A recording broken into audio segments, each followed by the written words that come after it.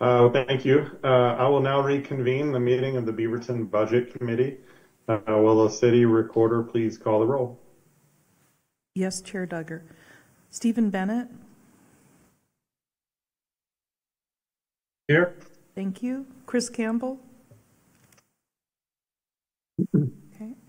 Amy Johnson. Teresa Payne. Here. Thank you. Mahesh Udatta. Nelson Banyas. Here. Thank you. Thomas Knapp. Here. Thank you. Julie Langford. Here.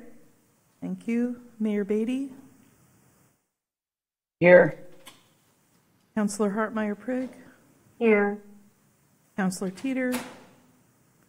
Here. Councillor Kimmy. Here. Councillor Tivnon.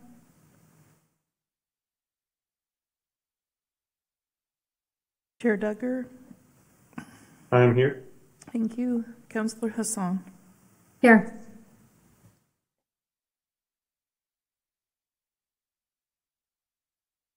Is that everyone? I guess so.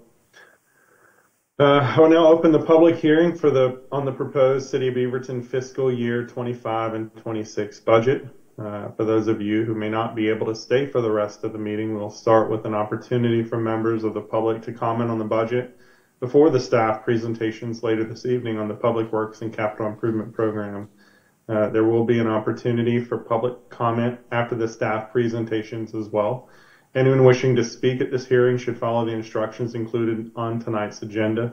Each member of the public who speaks at tonight's hearing will have a maximum of 3 minutes. City Recorder, is there anyone to testify? Yes, we have one in person, and I'm checking with Jessica about online. And we have one online. We have more than one, but yes. Okay. Do we want to start with the in-person? Yes. So it will be Sharon Dunham. Cool. Sharon, whenever you are ready, and then we can get the counter started. Thank you so much. And good evening, Council and Budget Committee members. Many of you know that the Arts Commission was established by City Ordinance in March of 1983, 42 years ago, with the goal of sustaining high-quality art in our community. Since then, it has played a critical role in developing or in delivering culturally enriching program services and events throughout the year. And some of these long-standing efforts continue to thrive today. For example, the Youth Arts Awards, which, by the way, we'll be celebrating this Thursday at the Reeser, grant funding for local artists and organizations, public art including sculpture, installations, and murals, and signature art events like 10 Tiny Dances and hopefully the Curio, which we urge you, or I urge you, because I'm doing this individually now, to support as a platform for local artists to share their work. And many years ago, I learned of the city's early aspirations to establish an arts center. Thanks to the vision and determination of leaders like Janie Scott, that dream became a reality in the form of the Patricia Reeser Center for the Arts. Janie's leadership of the Beaverton Arts Program from 1987 until her retirement in 2015 was transformative. Her work stands as a powerful example of what a dedicated program manager with a clear and shared vision can accomplish. Over the years, the same spirit of leadership has been carried forward, bringing a creative and inclusive approach, not just to the arts program, but to the commission and the broader community. This leadership has been helped to shape a vision of the arts that extends well beyond downtown. So we must ask ourselves, how do we create transformative art experiences across all of Beaverton, not just in the urban core? How can the arts be told in the story of our neighborhoods, each with its unique identity and culture? And what kinds of community do we envision when we look through an arts lens? How do we build stronger partnerships between the city, the arts program, and the community at large? One of the program's former goals was to bring art directly into the neighborhoods. This is something we can strengthen by better utilizing our neighborhood association committees, or NACs, and our boards and commissions. We already have an engaged volunteer base. Let's empower them to champion diversity, creativity, and civic pride through the arts? And finally, within an arts manager, program manager, what is the city's vision going forward? Will we continue to embrace a broader, community-driven approach, one that uplifts youth, neighborhoods, and artists? You've already received a letter of support from our commission that outlines how the arts program aligns with both council and departmental priorities. Tonight, I ask the Budget Committee to consider, one, an amendment to retain the arts program manager position, and secondly, to support the Curio as a signature event that represents the kind of inclusive, neighborhood-based creativity we should continue to invest in. Let's ensure that Beaverton's arts ecosystem doesn't just survive, but thrives. Thank you. Thanks, Sharon. City Recorder, I just go down the list of names as of the folks that have their hand raised. Is that appropriate? Yes, you just go ahead and read the names and I'll give them permission, Chair Duggar. Okay, sounds good. And I am going to apologize in advance if I get any of the names pronunciations wrong. So according to my list, it looks like Halia Blank. You are the first speaker with River Shoal on deck. Halia, you have 3 minutes to address the Budget Committee.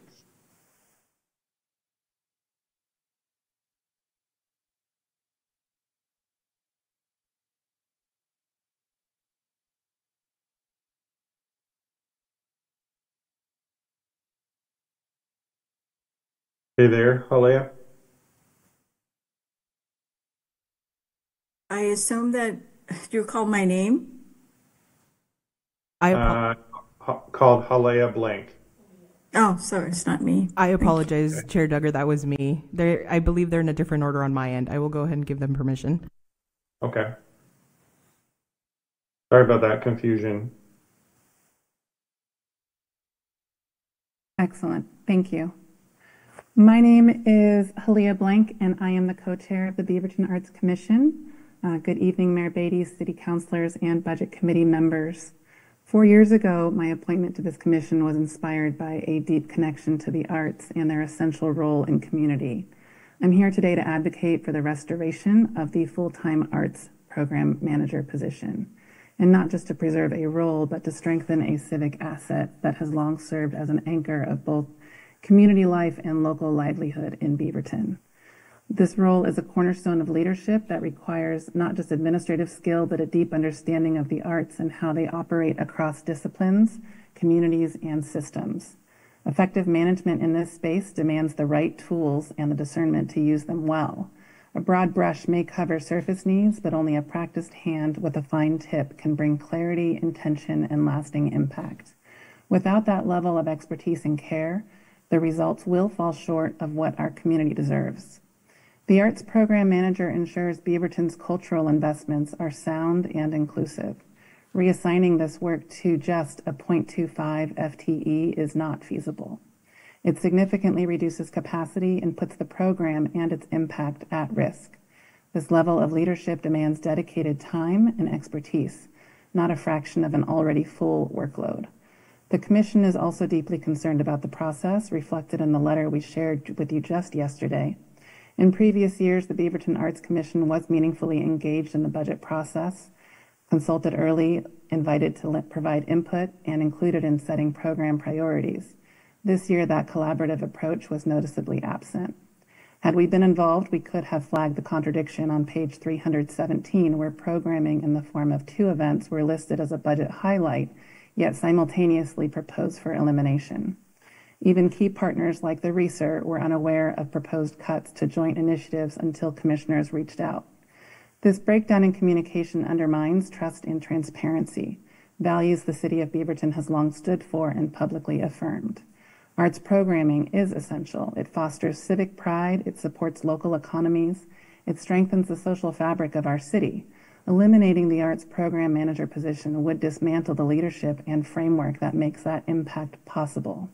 It will signal a clear departure from the values that have defined Beaverton for decades. I urge you to restore this position, not just to preserve a program, but to reaffirm Beaverton's identity as a city that invests in creativity, inclusion, and the collective well-being of its residents. I thank you for your time and for your continued service. Thank you. Next up is River, it looks like River Scholl. You have 3 minutes to address the Budget Committee. Hi, I want to thank the members of the Beaverton City Council for allowing me this opportunity to speak. Today we face the question of what programs do we cut to meet our budget shortfall. I am asking you to not cut the BOLD program. Right now, members of our community are under attack, and its people are dealing with ever worsening financial turmoil. People are scared and they're looking for leadership. The BOLD program allows those members in the community with the desire to help and lead in these hard times to learn how to do so effectively. It strengthens and empowers them. These leaders can then guide members of their communities on how to navigate city bureaucracy instead of overburdening city workers, help their neighborhoods build programs that provide support instead of simply demanding the city to, quote, fix things, like our previous graduate or our most recent graduate who has a farm to table program feeding members of our community right now. And to know how to work with the city to better our community instead of just screaming on Facebook about how to fix it. I, for example, went with Sarah Lay to help show where disability access was needed and plan to be a part of this City Beaverton's planning board to help make sure that disability access is improved. You cannot get through hard times without leaders, and quite frankly, even with all of your best intentions and time, the mayor and 6 council members are simply not enough people. Even the entire working force of the city of Beaverton is simply not enough people to do the work needed to lead a population of over 98,000 through this hardship. There's simply too much work. By continuing the BOLD program, you empower your constituents and make your job a bit easier. Please keep this program, this light in our dark times. Thank you. Thank you. Looks like Ryan Hendricks, you are next to address. You have 3 minutes to address the Budget Committee. And Vanessa Hernandez, you'll be next up on deck. Thank you, Mayor, City Councilors, and Budget Committee members. I'm Commissioner Ryan Hendricks, co-chair of the Beaverton Arts Commission. We are a group of committed public servants dedicated to the fostering and inclusive community and enhancing Beaverton community wellness and vibrancy through advocacy and fostering of the Beaverton arts economy. Since 1983, the Beaverton Arts Commission has played a crucial role in the shaping of Beaverton's cultural identity and enriching the community through diverse cultural events, public art, placemaking, and policy advocacy. This is my 6th year in my advisory role to the mayor and the council, and I deeply appreciate this opportunity. I'm here tonight to record the Commission's opposition to the proposed budget before you. Specifically, the BAC strongly recommends that the city amends the budget to restore the arts program manager position. This position is critical for the proper function of the Arts Commission, stewardship of the Beaverton arts economy, and the strategic fiscal recovery. Since 2020, there has been a significant reduction to the budget of the arts program. Proceeding with the additional cuts would limit the role and vital impact that the city has on the arts economy. Even more concerning is the idea that the cuts would be permanent. Though I agree the city has to make cuts, cuts need to be strategic and not simply opportunistic.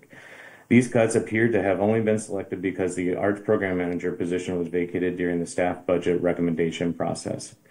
At the May 14th BAC meeting, the Commission asked staff what their strategy was. The response was lacking a full understanding of the role and responsibilities of a civic arts program. Staff did acknowledge that they're still trying to figure it out. In keeping with the city manager's nautical analogy, sailing into rough seas and still trying to figure something out is not a way to navigate.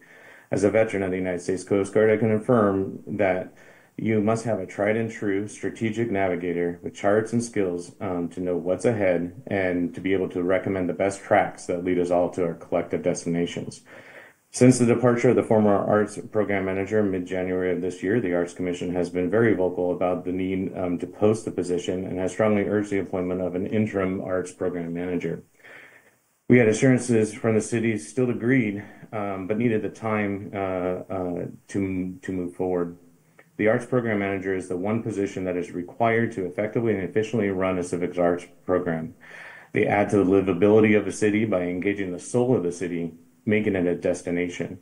This requires a specialized staff member with training, experience, economic engagement skills required to stabilize a program's core. It is a critical service of the city that stewards an entire economic center. An arts program manager keeps an arts program healthy by providing powerful engagement tools for the city. Beaverton is currently a leader in this regard, and that should not be dismissed. Thank you for your time. Thank you, Ryan. Vanessa Hernandez, you have 3 minutes to address the Budget Committee.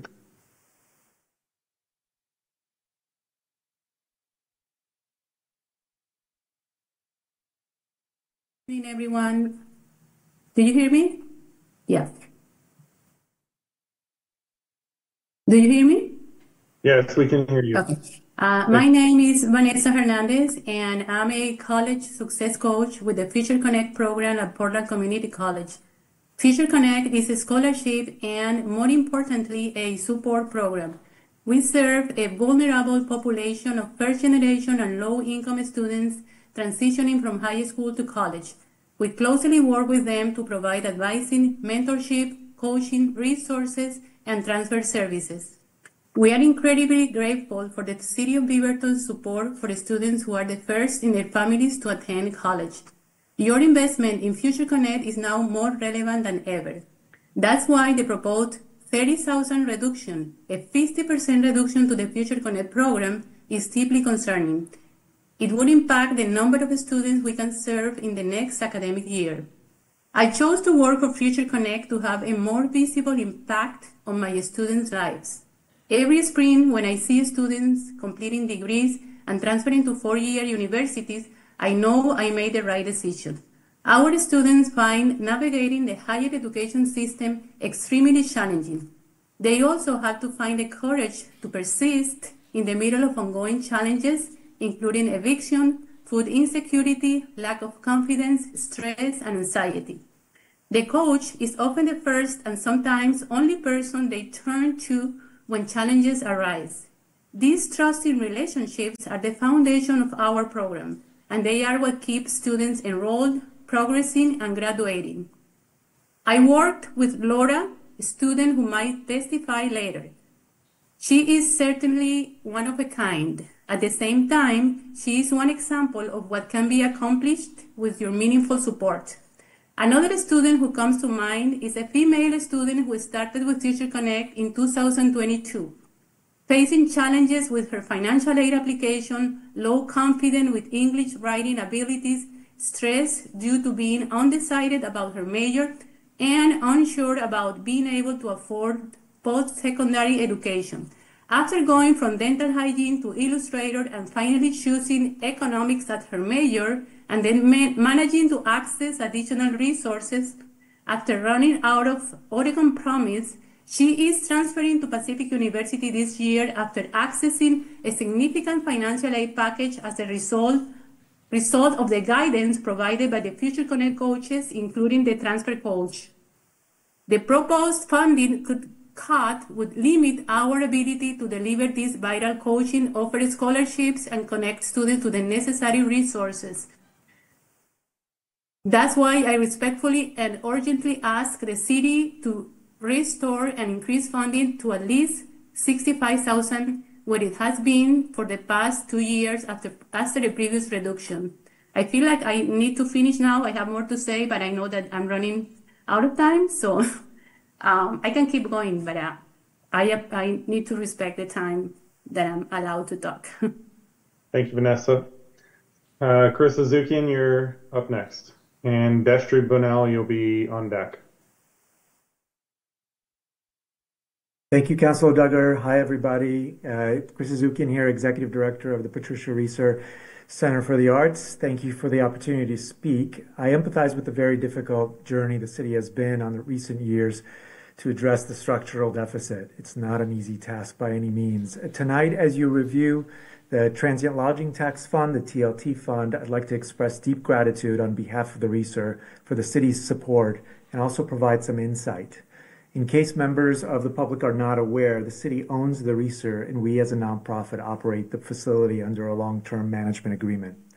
This partnership was set up thoughtfully in 2020 and 2021, and the council at the time devised it as a way to maximize benefit to the community and to run the facility more efficiently while maximizing charitable funding. As part of that process, council at the time passed a resolution in 2018 to outline the intent and use of the TLT fund to first pay the debt service on the construction revenue bond and then to fund programming and operations. The owner-operator model we set up has become a model public-private partnership, and one that I still get calls about from different municipalities across the country. TLT funding is critical to the operations, programs, and services of the RESER, and the appropriation this year, this current fiscal year, of $1.6 million represents 38% of our total annual operating budget. We then leveraged city funding to bring in an additional $1.5 million in rental revenue and ticket sales, and then an additional $1.1 million in donations through foundations, individuals, businesses, sponsors, members. The RESER, as you know, is building great momentum and has exceeded all of our expectations. It's a gathering place which has welcomed over 150,000 people in just over 3 years. 139 different nonprofits have used the spaces for conferences, camps, concerts, and recitals, life celebrations, and many more public and private events, including many free events. Furthermore, many events bring people from out of town, with guests staying in local hotels, which of course brings in more TLT. Like, for example, last week when we hosted Columbia Sportswear's Global Spring 2026 season rollout, and last year when we hosted Arts Northwest regional conference. Both events loved the RESER and the service so much that they will be returning again this coming year. While we are off to a great start, continued TLT funding will remain critical to the RESER. Because of the initial success of the RESER, I'd like to warn against us being lulled into the thinking that the RESER is doing fine, so let's divert TLT funding elsewhere. For the foreseeable future, the RESER will need a maximum TLT support from the city in order to thrive and serve this community as a destination. We have not yet stabilized our budget and operations and will need several more years to do so. As a nonprofit arts organization with the goal of providing affordable and free experiences and spaces and subsidized spaces for rent, there won't ever be a day where, quote, the RESER is self-sufficient. The RESER will always need the city's TLT support. Without the city's support to adjust for inflation and growing costs, we would be a very, very different place and organization. It is because of the generous support from the city that we can offer access and build a successful destination that generates income for local businesses, hotels, restaurants, and of course, a place for social connection and understanding at a time when it's needed most. One last point I wanted to share. Gotta cut you off. We're way over. Thank you very much for your time, everybody, and the support. Yep. Destry, you're up, and Laura, you're on deck. Good evening, City Councilors, Mayor Beatty, and everyone else here this evening. Tonight, I want to speak honestly about what's at stake for our community in hopes of actually being heard. The Beaverton Arts Commission has already felt the impact of previous budget cuts, less grant funding, reduced programming, and a growing sense that arts and culture are being pushed aside. Now, with the proposed elimination of the full-time arts program manager position, we're about to lose even more. This isn't just a staffing issue, it's a blow to the heart of what makes Beaverton special, our arts. This role isn't just about managing programs. It's about building community, fostering partnerships, and advocating for the arts at a strategic level. Without a dedicated full-time manager, there will be a loss of collaborations, diversity, and crucial expertise. What's especially frustrating is that community members have long made their voices heard through boards and commissions, yet it has felt like this proposed change was happening without a real opportunity for conversation or input. That only deepens the sense of helplessness between community and governments that is affecting Beaverton and the nation at large. The truth is, cutting this position will have far-reaching consequences, especially when our community needs connection and inspiration more than ever. Our arts programs support local businesses, create opportunities for residents, and build pride in our city. We can't afford to weaken that foundation right now. This isn't just about budgets, it's about the kind of city we want Beaverton to be, one that values diversity, creativity, and community. I urge you to reconsider this cut using both your head and heart, for the future of the arts in our city is at stake. Thank you. Thank you. Laura Becker, you have 3 minutes to address the Budget Committee.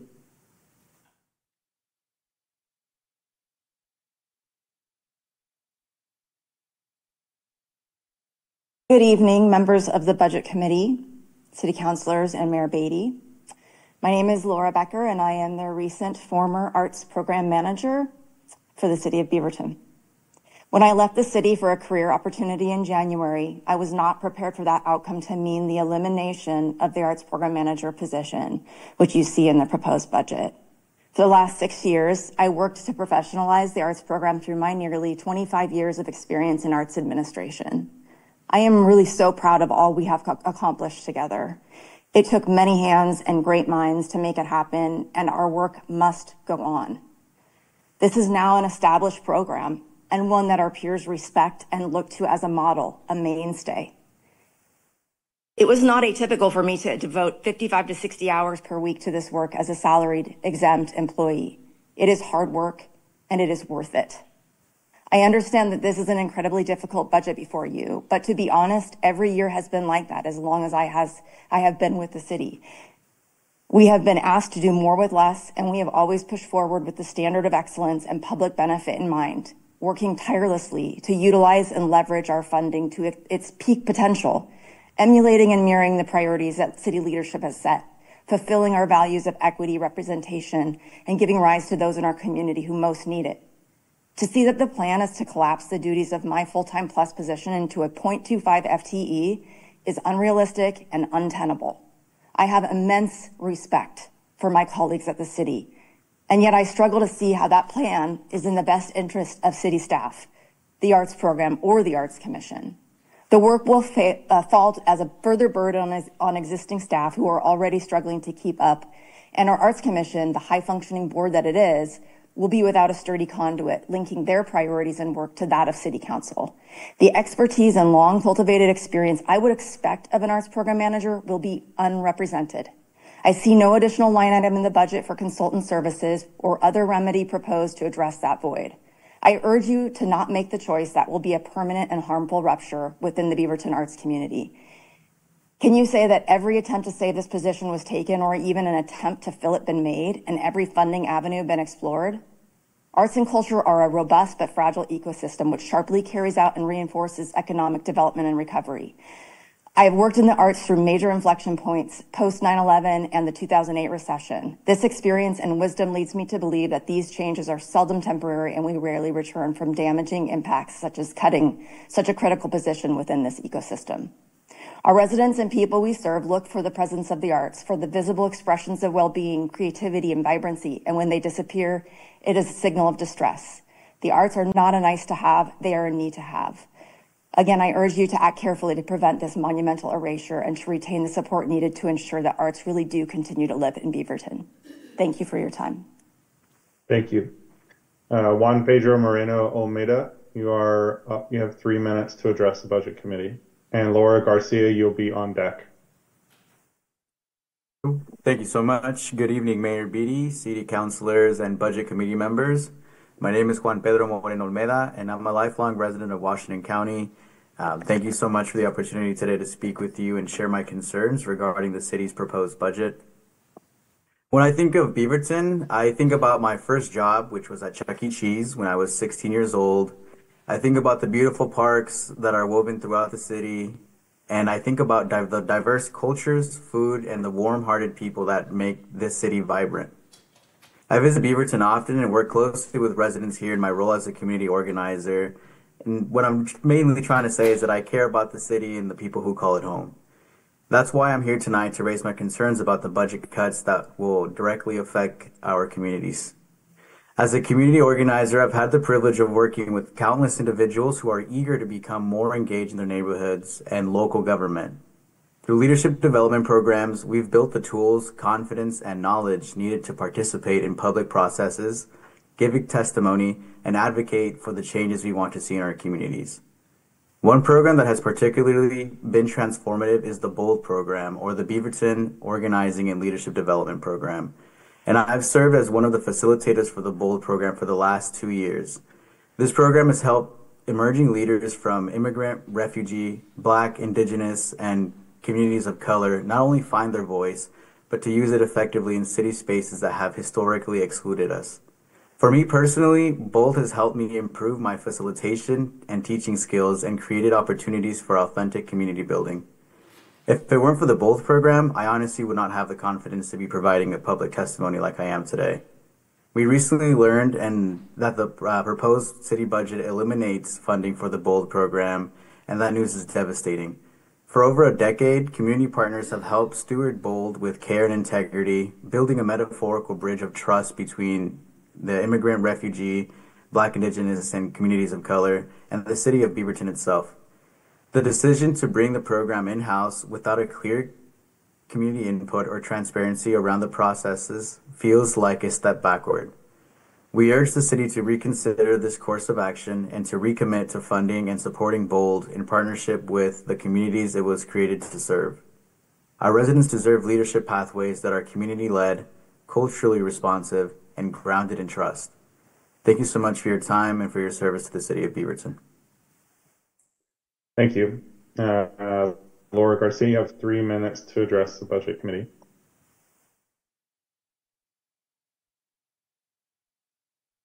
Good evening, members of the Beaverton Budget Committee. My name is Laura. I am a current student at Portland State University and a proud participant in the Future Connect Scholarship Program. I want to start by sincerely thanking the City of Beaverton for its continued investment in the Future Connect program. This support has been a profound impact on my life as well as the lives of countless other students. I respectfully urge you to reinstate the previous funding level of $65,000 so that more students like me can have the same opportunity. I graduated from Portland Community College, and like many students in Future Connect, I'm the first in my family to go to college. As a first-generation college student, I have faced many challenges from navigating financial aid to balancing school and work. In my last couple of years of high school, in 2018 through 2020, I was faced with emotional abuse by my family. As some of you may be aware, emotional abuse can cause negative impacts, especially as a student.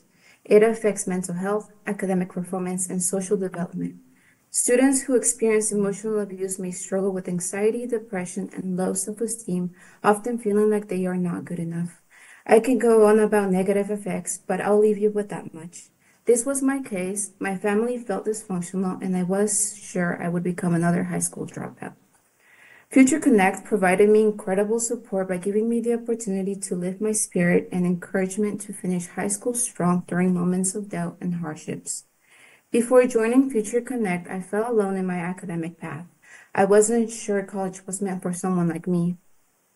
Thanks to Future Connect, I not only received financial assistance to continue my pursuit in education at Portland Community College, but a great mentorship from Vanessa and many others, and a great sense of community.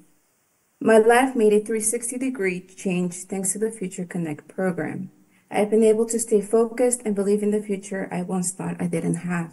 Thank you for believing in students like me and for making college possible for so many of us.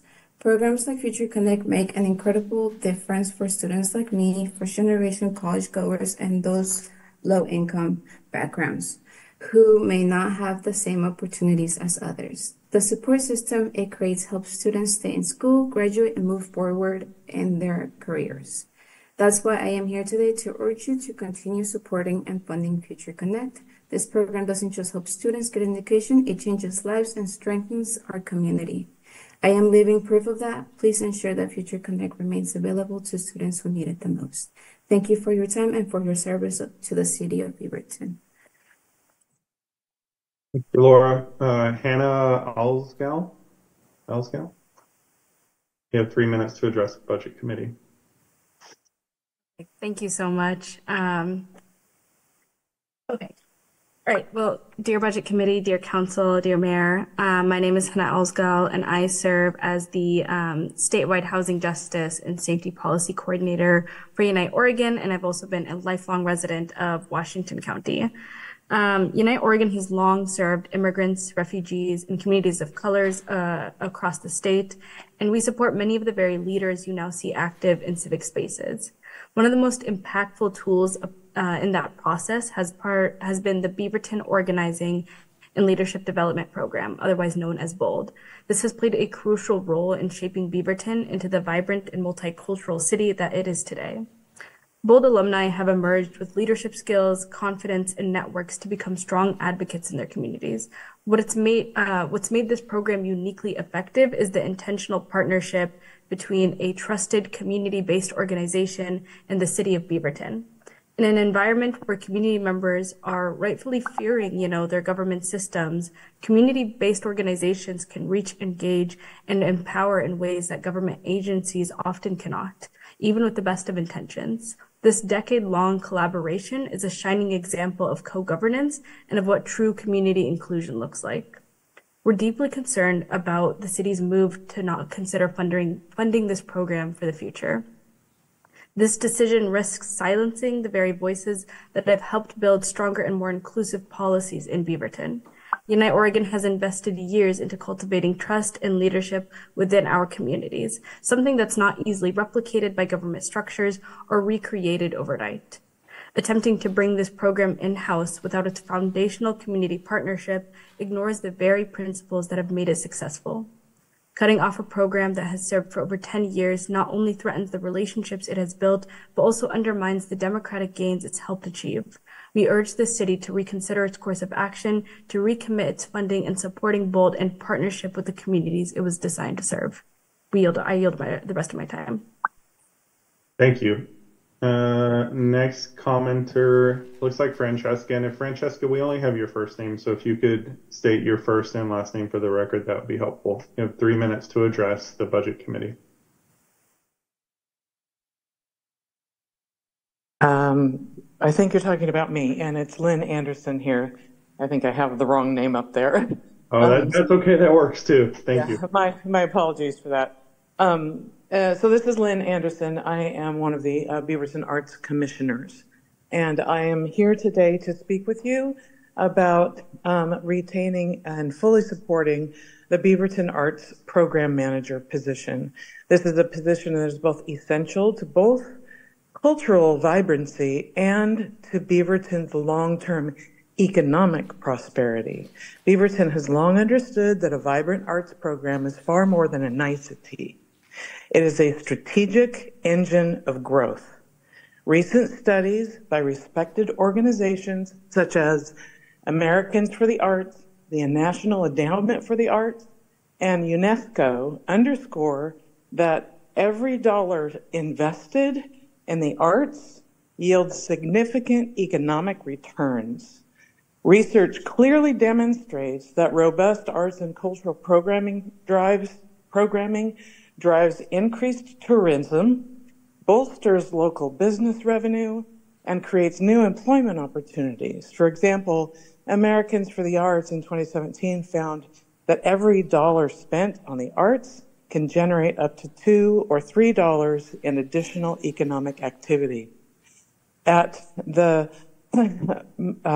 modest annual cost of somewhere around $100,000, the Arts Program Manager provides indispensable leadership. You've heard this before, coordinating Beaverton's cultural initiatives to ensure that they're dynamic, impactful, and aligned with Beaverton's growth strategy. This role safeguards our identity as a diverse and creative center, which in turn makes Beaverton an attractive destination for residents, visitors, and investors. We must also consider the lesson from cities that have reduced or eliminated arts programs. A 2022 study in the Journal of Cultural Economics revealed that cuts in the arts funding to cities like Detroit, Cleveland, led to measurable declines in tourism revenue, which affects the research, the weakening of local business ecosystems, and fractured cultural identity. Similarly, updated reports from the National Endowment for Arts and case studies from 2020 indicate that reductions in cultural investment often trigger significant drops in both community engagement and overall economic vitality, losses that far outweigh any short-term budgetary savings. Beyond its direct economic benefits, a robust arts program enhances community cohesion and fosters an environment in which innovation thrives. Cities with strong arts and culture programs attract both creative and innovative workforce and new investors that bolster sustained, broad-based growth. In contrast, reducing arts programs and leadership compromises Beaverton's competitive edge, potentially undermining our ability to attract talent and investment in the increasingly competitive economic landscape. The city of Beaverton... You off. I apologize. We're about 30 seconds. No problem. You can, for the speakers that go over, feel free to email your full text if you would like to the city, and we'll get that in the record. Thank you. Thank you. Thank you. And it looks like the last speaker, I'm probably going to get the pronunciation right. Is it Pioe or Ngenda? If you could, you have 3 minutes to address, and please let us know the correct way to pronounce your name so we can respect that. Hi, my name is Pioe. Thank you. Thank you. Good evening, Budget Committee members, councilors, and Mayor Beatty. My name is Pioe Runchinda, and I live in Central Beaverton. My husband and I moved here from Thailand in 2016, and Beaverton has been our home ever since. I'm a community organizer with Unite Oregon's Washington County chapter. Since 2011, Unite Oregon has partnered with the city of Beaverton to support leadership development through the BOLD program. That partnership created a nationally recognized model of civic engagement, one that empowers people who have been historically excluded from city decision-making. I joined BOLD in 2018 after learning about it through the city's newsletter.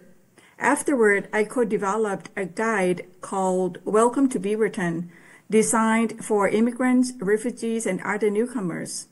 That guide continues to be updated by BOLD alumni and is still available on the city's website.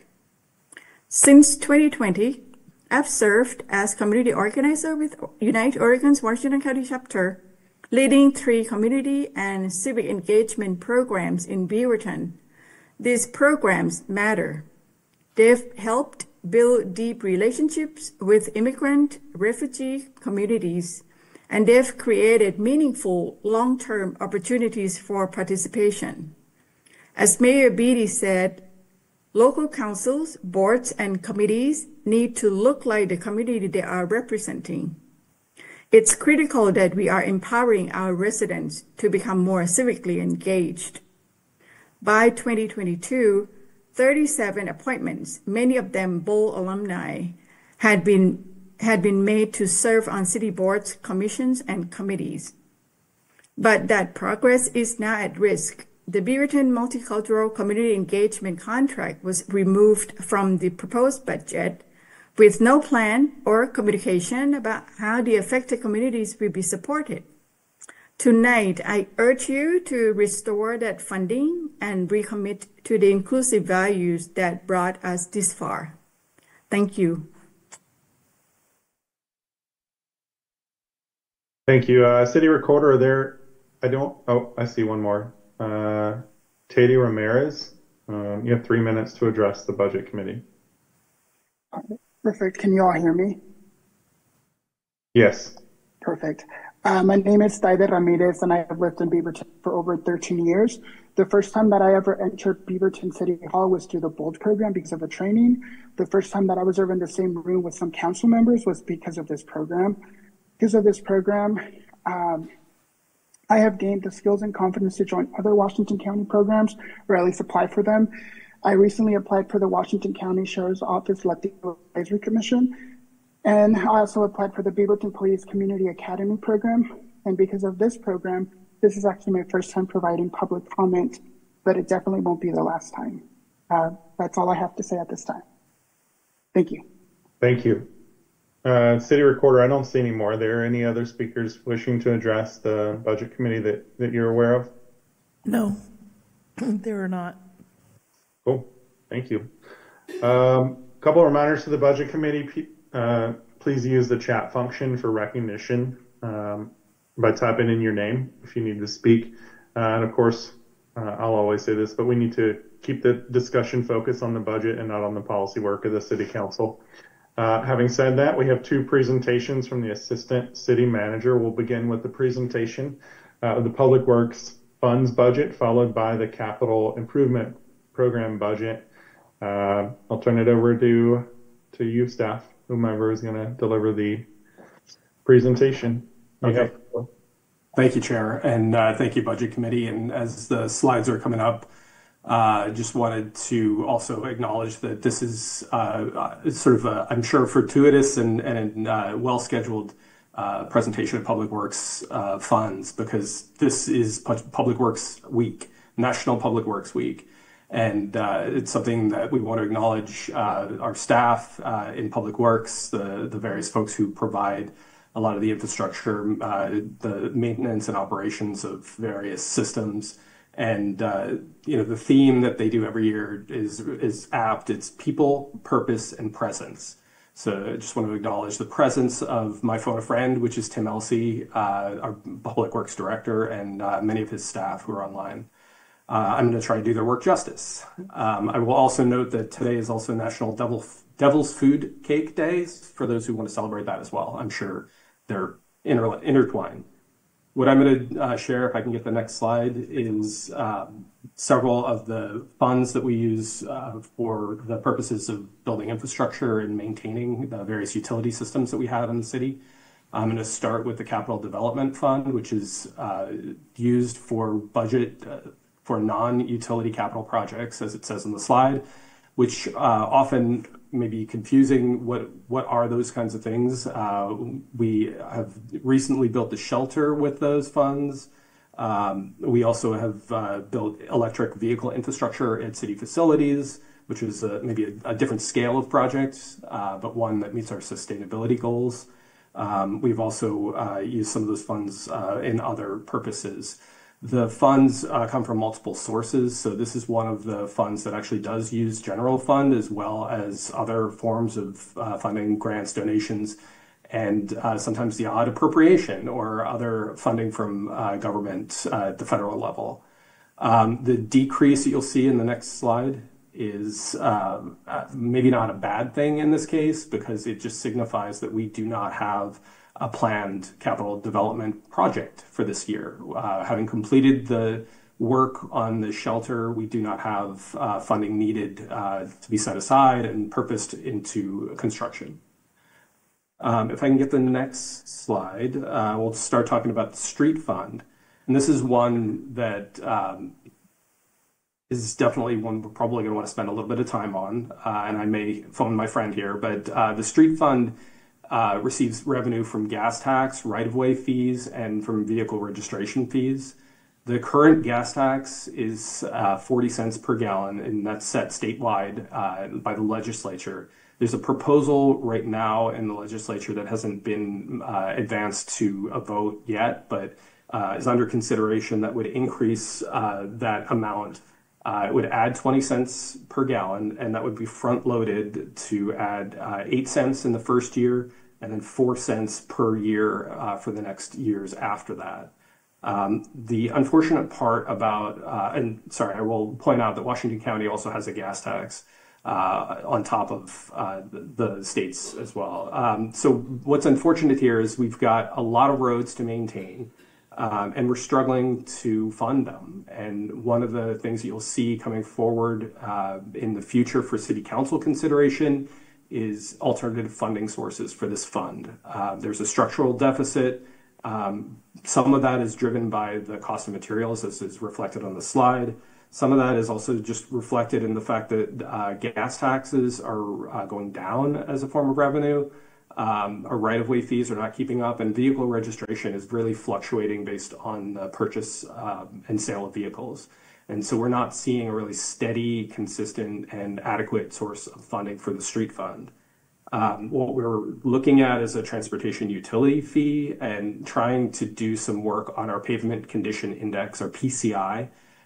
We want to study that on a semi-regular basis, I guess, to what we can reasonably afford, which is every few years, to get data on that PCI, which reflects the condition of our roads, to be sure that we can prioritize the funding needed for specific replacements and treatments on roads so that we're adequately maintaining the expected quality, which we would like to have a PCI, pavement condition index, of 74 citywide.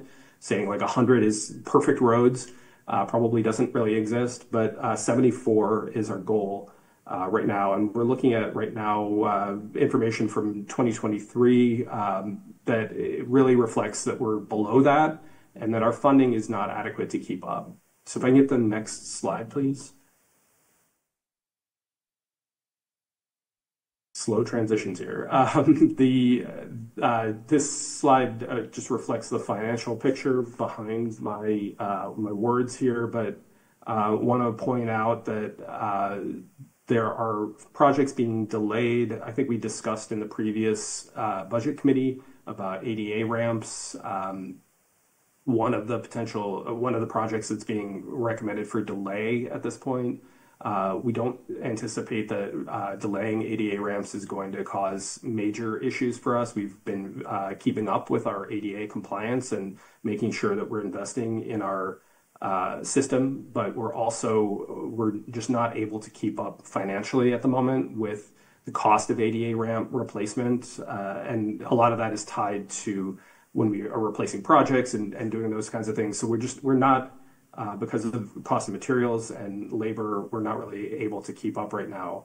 One of the major projects we had been looking to fund is reflected in our reduction in materials and services there, which is a reduction in what was planned to be grind and inlay on Hall Boulevard from Nimbus to Ridgecrest. It was about a $2 million, just under $2 million project, combined with the ADA ramp replacements associated with that project, and then others across the city. We're looking at about a $2.3 million reduction because we just simply can't afford the going rate for what it would cost to do that work. Again, we're looking at options, and we'll bring those forward for funding sources, but those options would include really levying a fee on residents and businesses that use our road system.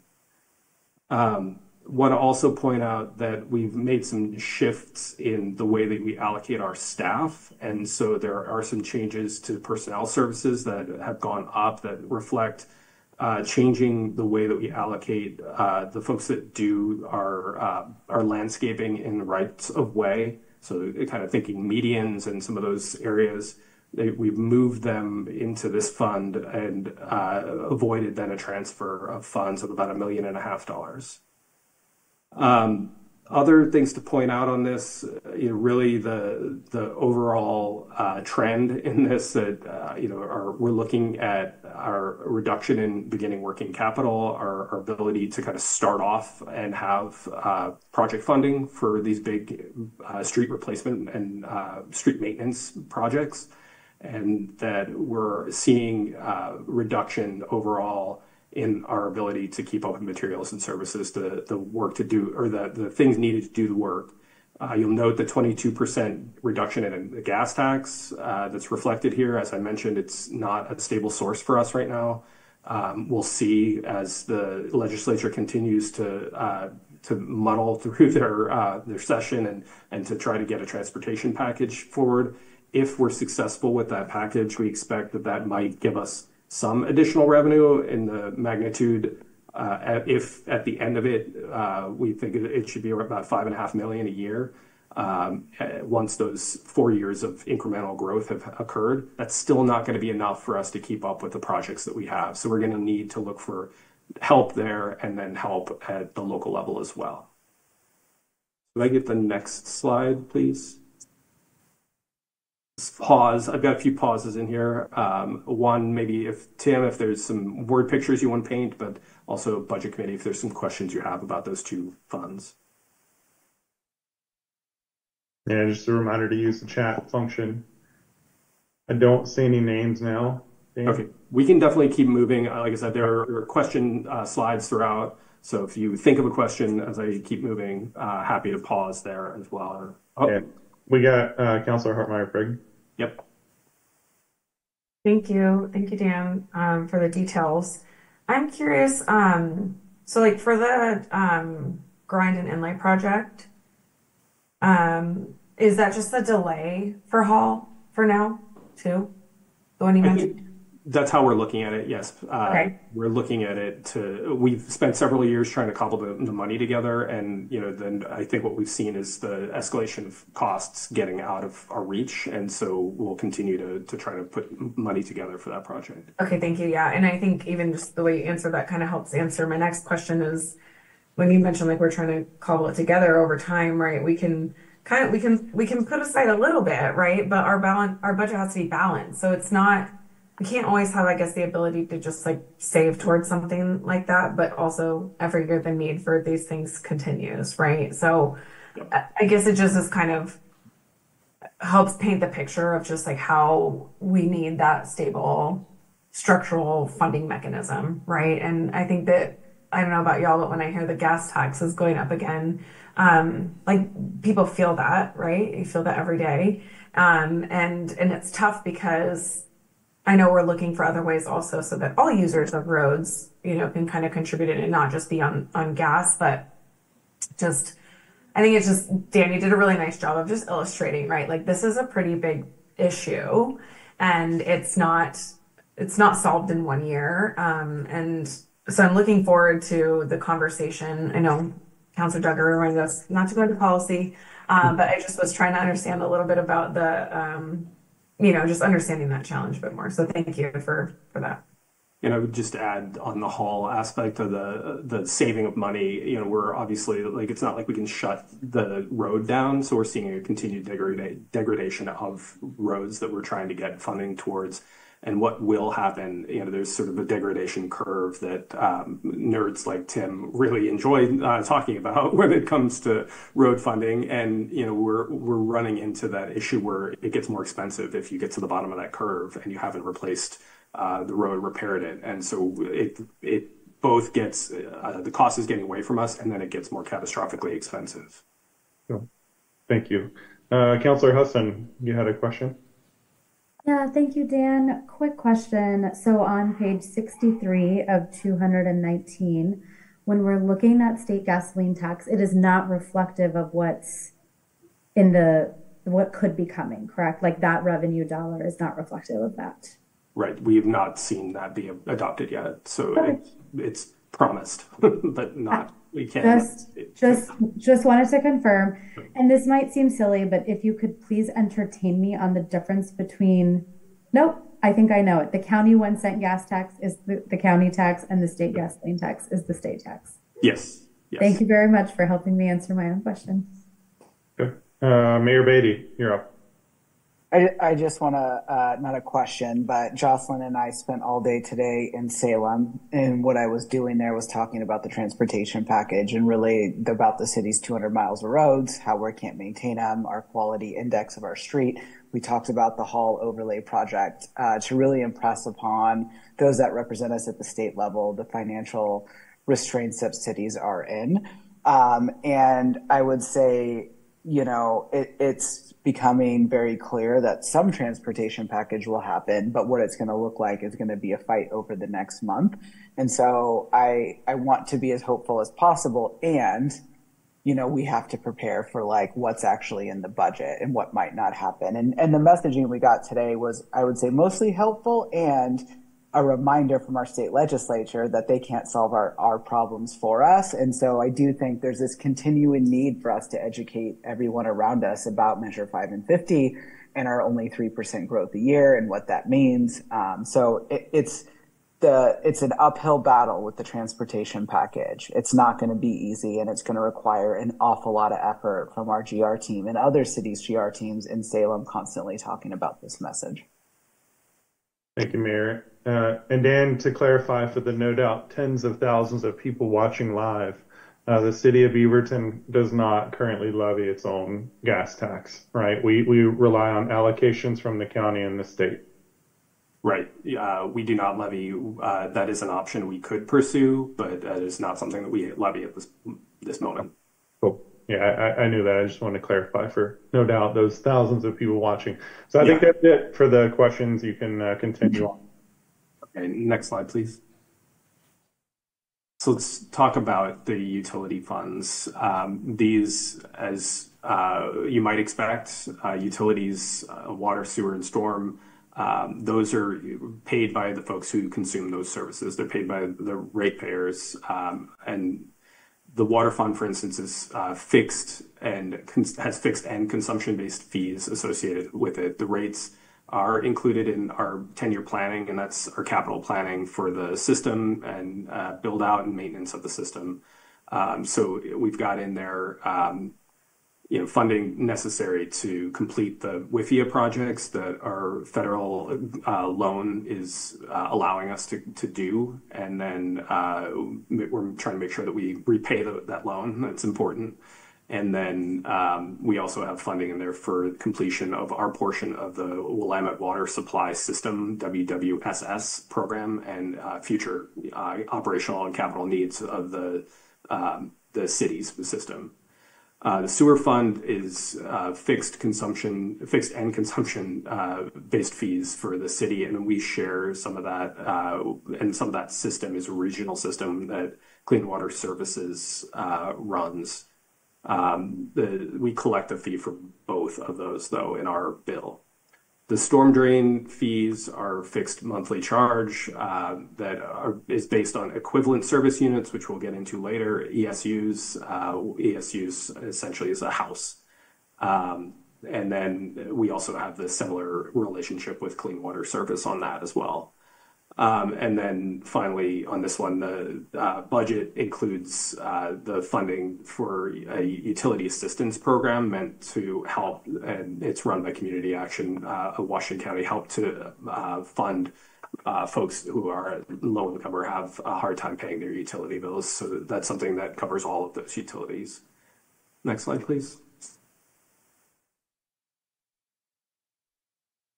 So we'll start with water rates. The water program, the costs are increasing, and we're looking at an increase at the end of this with the revenue and rates and things like that. We're projecting an increase of 12.5%.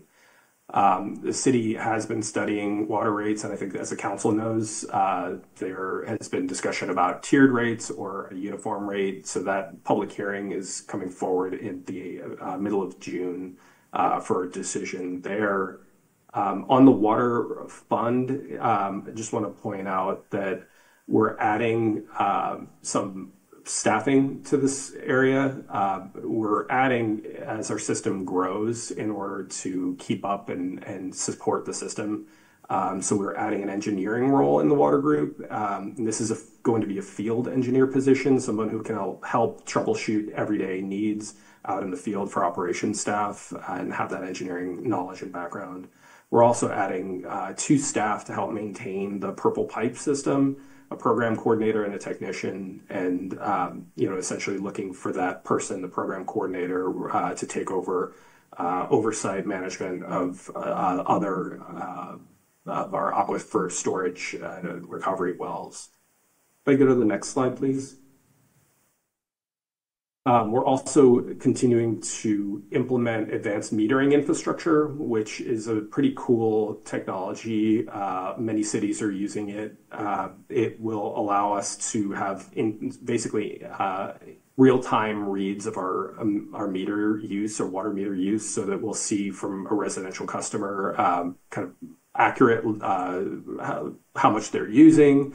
And then what happens also is if there are leaks in the system, it can detect those leaks fairly instantaneously. And what we've installed so far, we've got, I think, about 18,000 of these small meters in our system overall. So we've looked to replace all of them. We're looking at, we've installed 4,000 or so already. and already found 4 leaks as we've installed those and really gotten into the system. So that saves people property damage potentially. That saves people money on their use. So it's pretty exciting to have the technology that it can really put money back into or save money from going out of someone's pocketbook. On this slide, with the water fund, I just want to point out that this reflects the rates, as mentioned, that would be needed to cover the system, and the payments back on WIFIA loans and some of the other infrastructure we're already sort of obligated to bonding to pay for.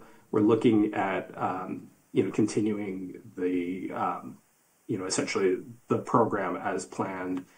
With the ongoing implementation of WIFIA projects. And so, this is essentially a budget that looks to continue to invest in capital in the system and to maintain the system as planned.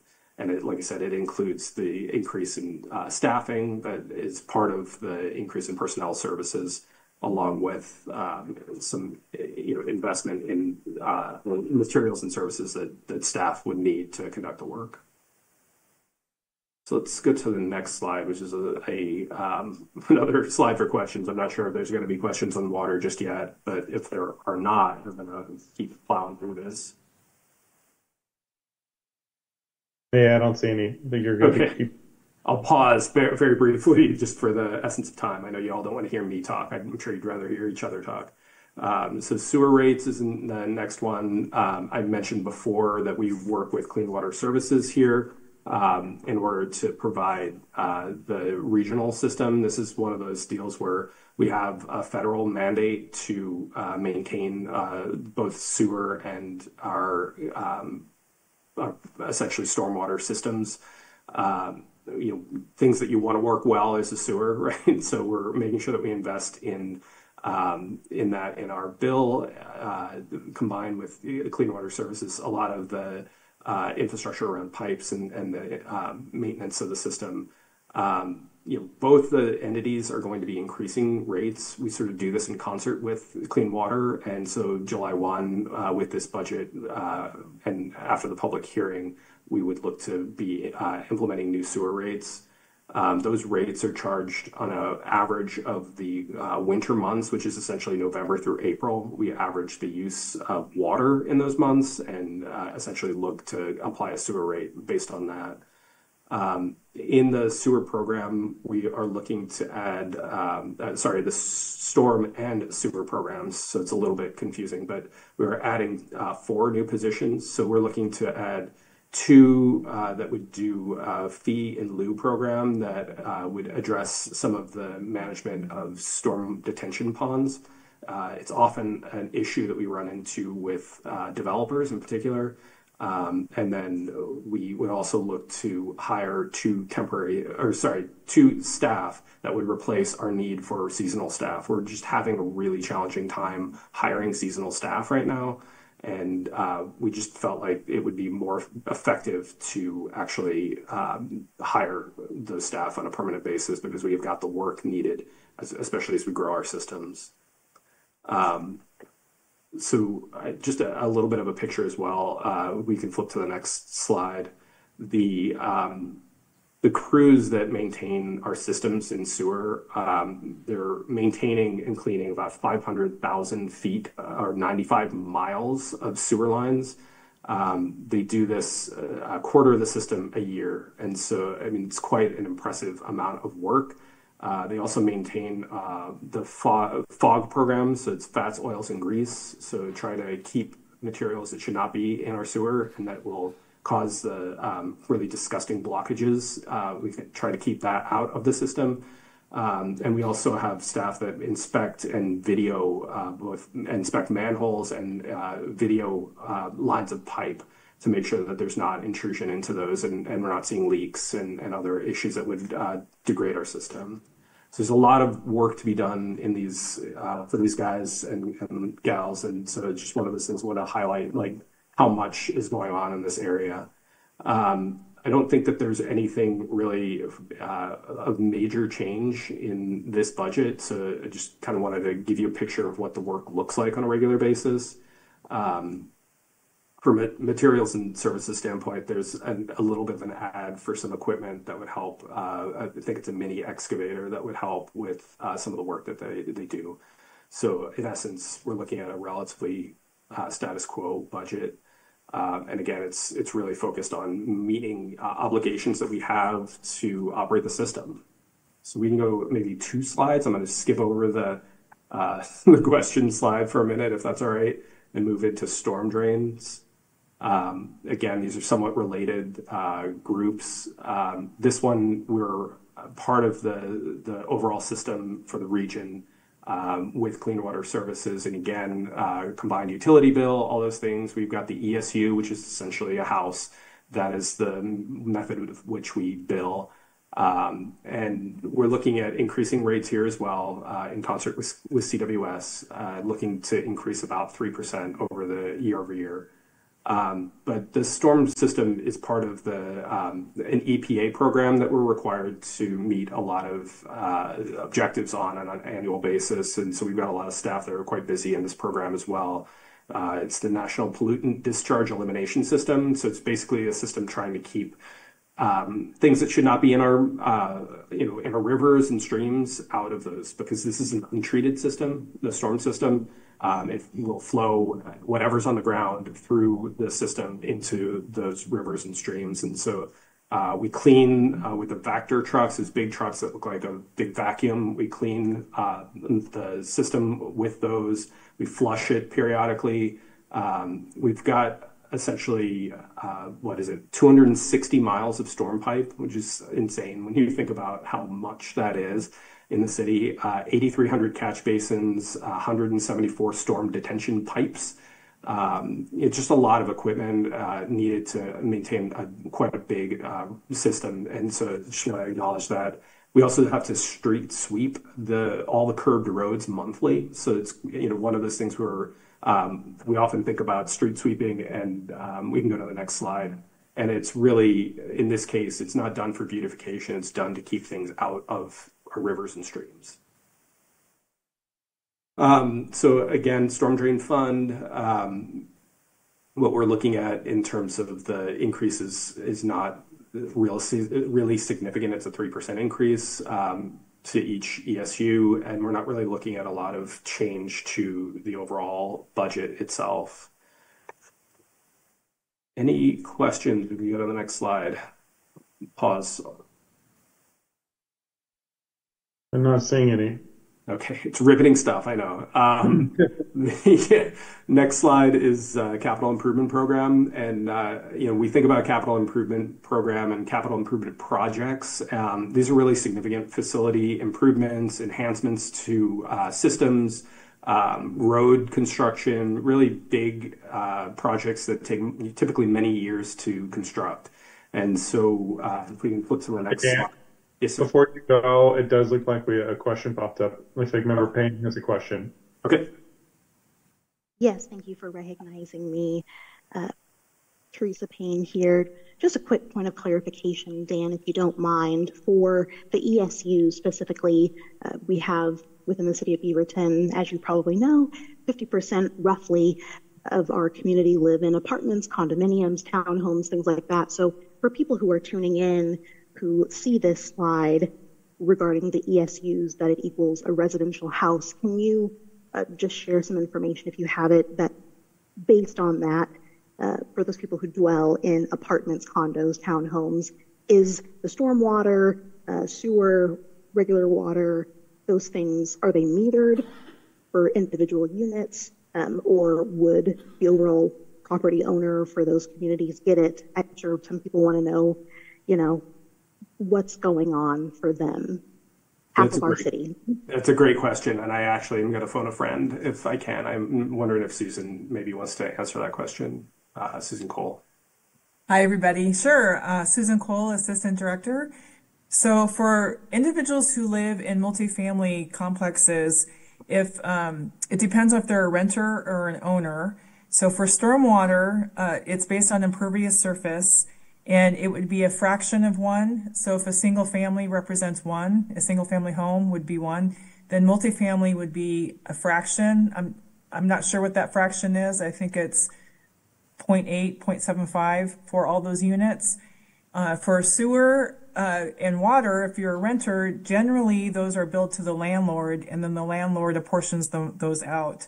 We do not have sub-meters on our multifamily or apartment complexes. It's just one big meter serving those properties. And so the sewer and water bills would be divided up by the landlord. Thank you. Yeah, that's a great question.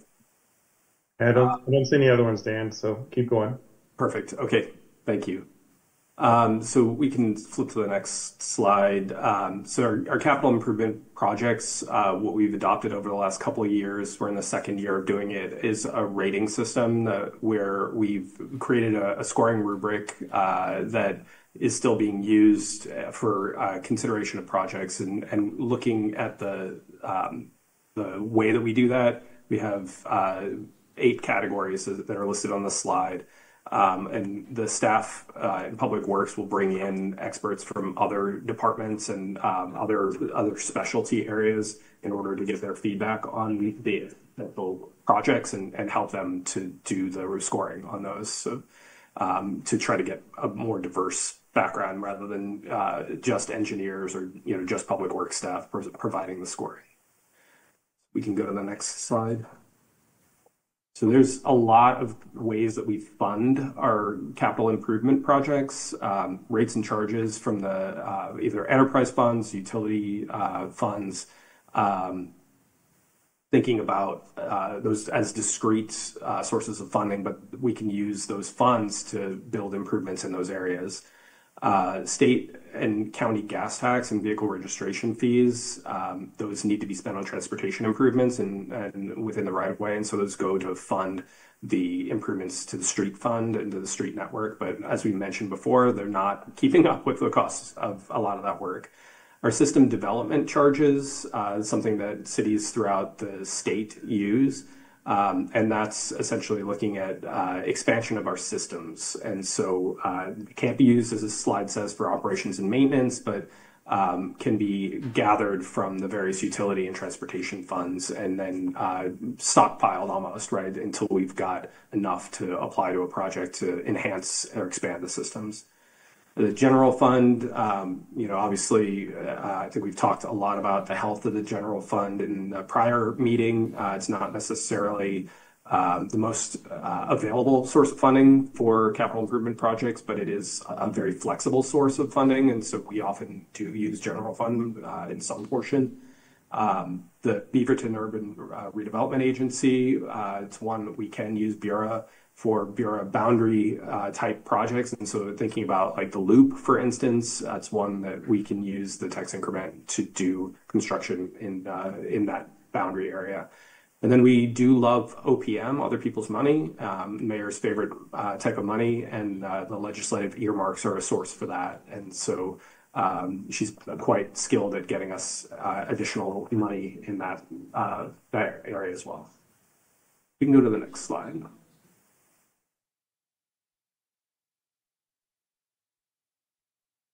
Maybe. There we go. Okay. Thank you. So this is just an example of sort of the capital improvement budget and looking at it, thinking these are multi-year projects. We are budgeting the capital improvement program in 5-year increments and thinking that we're going to achieve milestones each year so that we're not actually capitalizing or completing the work in 1 year. We're capitalizing it over, in this case, 5 years. It may be longer than 5 years. There may be more than we have that we can accomplish each year, right? In what we'd like to do, and so that's where we use the prioritization model. But in essence, we will break down, as you can see here, the sort of header of like what area we're looking at. So advanced metering infrastructure is on this page, and we're doing it over multiple years. And so we're assuming the investment we're going to make year over year in the budget. Examples right now, we've got water, where we're looking to spend $54 million on projects, including Willamette Water Supply System, the North Transmission Line Intertie, Kemmer Pump Station, the Cooper Mountain Reservoir number 3. Sewer, we're looking to spend about $2.7 million in projects with line replacements. Storm about $1.5 million with storm line improvement, and then transportation we've got about $3.5 million planned, and that's looking at Milliken Way and some other projects that we're likely to do a phased approach on because again we don't have a lot of money available. So if we can go to the next slide. So some significant projects, the WIFIA program, the overall, and these are again multi-year as it says on the slide. These are big projects that take quite a long time. You can see, I would assume we might think at 165 million, it's going to take a while. These are 18 projects that will take quite many years for us to complete. We're actually near the end of that though, and that has helped us to build out our water system. It includes the recent completion or almost completion, I suppose, of the non-potable purple pipe system. We're really excited about that. It'll be a nice efficiency for the way that we use drinking water, and it's nearly complete. It's ready to go. I think it just needs a little bit of rain. The construction of the first phase of the North Transmission Line intertie, and that's a redundancy project that should help us with maintenance of our existing water systems, as well as making sure that we've got a tie-in to a water supply that would help us essentially make sure that we have an adequate supply throughout the year for emergencies and all kinds of other things, because it would be seismically resilient as well. The Willamette Water Supply System or Supply Program, it's a partnership between the Tualatin Valley Water District, the City of Hillsborough, and their water program, and ours. And we're a very small partner of it, 5%, and it's helping to unlock some of the potential for, again, supply and redundancy for our system. The projects are expected to be completed in 2026, and we're thankfully, I think, just watching those projects be done. We're not expecting a lot of surprises at this point because those projects have been put out to bid and have started. So the costs are fairly locked in. The material costs and things like that have been accounted for, and we'll see hopeful completion of that on time. We're also starting a new stormwater master plan, and that would then predicate after that creates a lot more projects that we would want to do in the future. And so we'll look to that to help us identify potential future projects in the stormwater system. The Downtown Loop project, which we did have some federal funding for, I think we still might have some federal funding for. We're trying to navigate the uncertainties in that arena, but we do plan to continue to move forward that project in both planning and design, as well as trying to get some of the construction of a demonstration portion of that done over the next year or two. And then finally, the Cooper Mountain Reservoir number 3. We can go to the next slide. I think I might have something better to look at than numbers. We've got some pictures of our North Transmission Line intertie going in. You'll notice that these pictures were taken at night, where we're trying to reduce the impact to the community and traffic by doing the work on off hours as much as we can.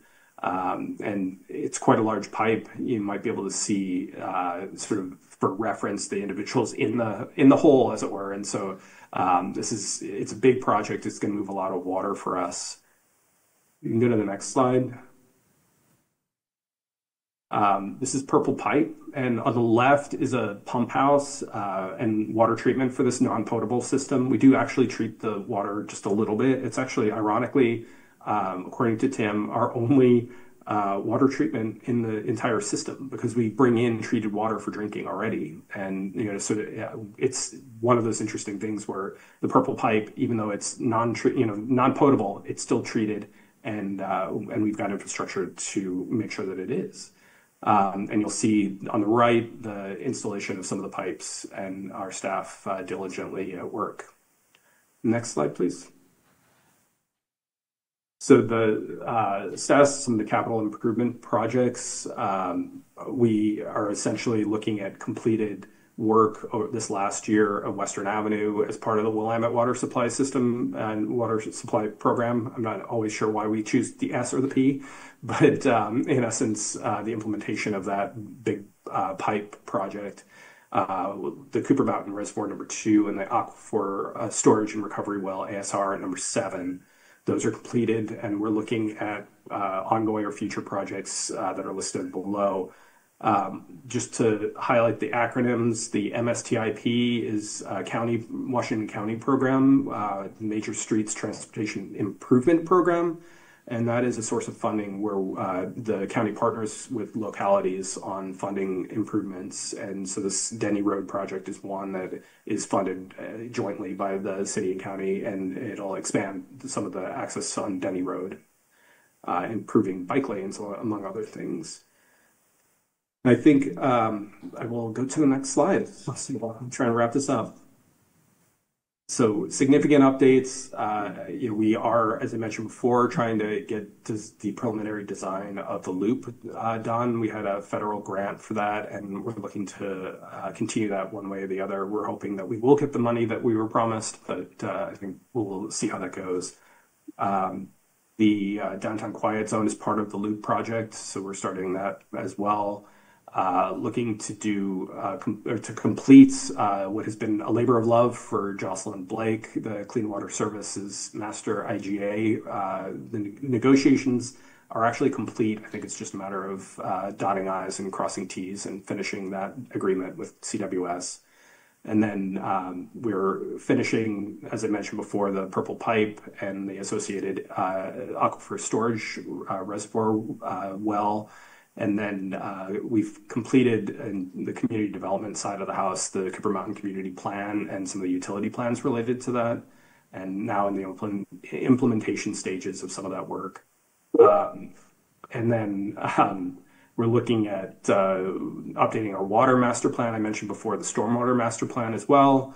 So we're trying to use some of the time that we have where we may not have funding for a lot of things. We're making sure that we have plans for a lot of things so that we're ready both for that other people's money request as well as for replacements to our systems.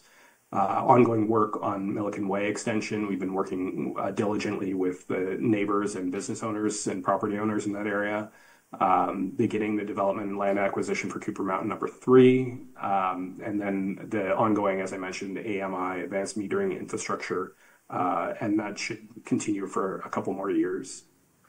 If we go to the next slide, I've got a little bit more art and tried to include some pictures in here by popular demand. On the left is the Sexton Mountain hydropower generation.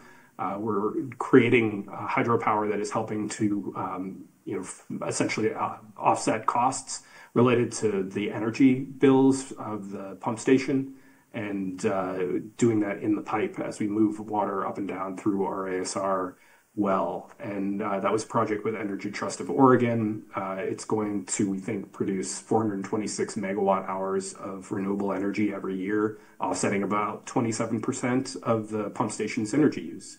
On the right is 2 guys in an antenna, and the antenna is actually related to our AMI, our advanced metering infrastructure. It's the antenna or an antenna that will help the meters at the home communicate with our system, and that whole system will reduce our need for sending staff out into the field and really trying to save some of our costs and like I had mentioned before, add the efficiency and the speed with which we can actually read the meters and respond to leaks and things. So we can go to the next slide. Questions? A lot of information, maybe. Yeah, it looks like Councilor Teeter is up. Yep. Yeah, thanks, Dan. This isn't a question, more of just a point out for people who are watching. You mentioned in the this last section about the water fund that water rates are projected to increase about 12.5%. And one of the reasons for that is what we're seeing here in this section with a lot of these major water infrastructure projects that are either in progress or nearing completion or have been recently completed. So the city's just, we got to pay off our debt that funds those projects. So city's done some really good work here, and really excited to see it. Yeah, I appreciate you calling that out. That's a great point. And, it really is building capacity, making sure that our system is resilient, and, we're making sure that we have enough supply to serve our existing and future residents. Next slide, please. Deviating a little bit, I think, off script, but I wanted to present a little bit of information about the transient lodging tax, the TLT. As you know, this is essentially, well, I think you know, this is a fund that is funded by hotel stays. So heads in beds is how I think about it. The current lodging tax, which is theoretically is every type of overnight accommodation, but it's 4%, and the county has a 2.5% tax. We started this in 2017. Many cities in the state also started about that time. There were some that had been grandfathered in and have a much longer history with transient lodging tax and collecting revenue around lodging and tourism. The idea is that a portion of the funding should fund essentially the expansion of the system, as it were, advertising for experiences and things like that might draw people in to stay overnight and put those heads in beds. And then a portion of it can also be used for those programs related to the TLT, what will generate the tax, the ongoing use of the tax or creation of the tax, I should say. And so we've used that for the PRCA, the RESER, as well as funding the arts program.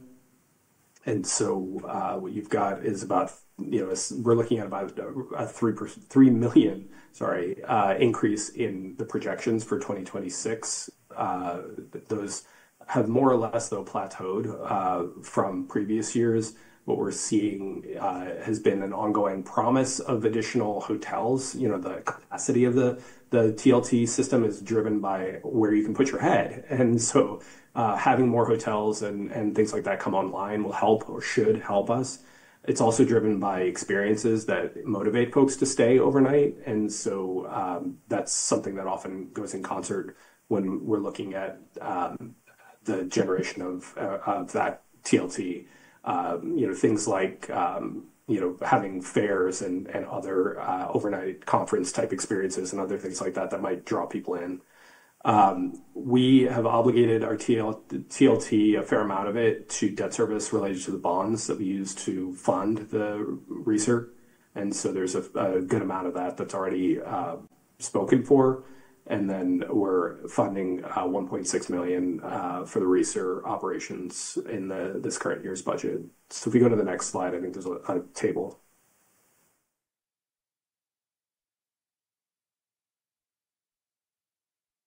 So I think you can see that we're having a reduction, or we've had a reduction in our beginning working capital.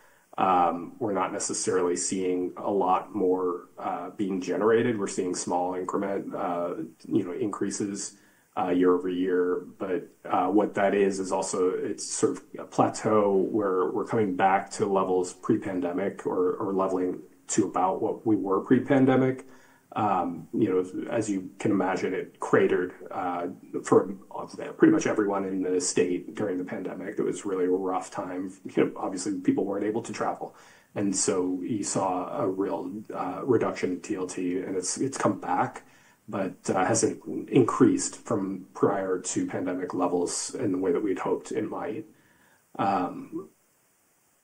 So you've got in here towards the bottom the expenditures and the reserves, the funding for the art program or arts program, sort of towards the middle of that section.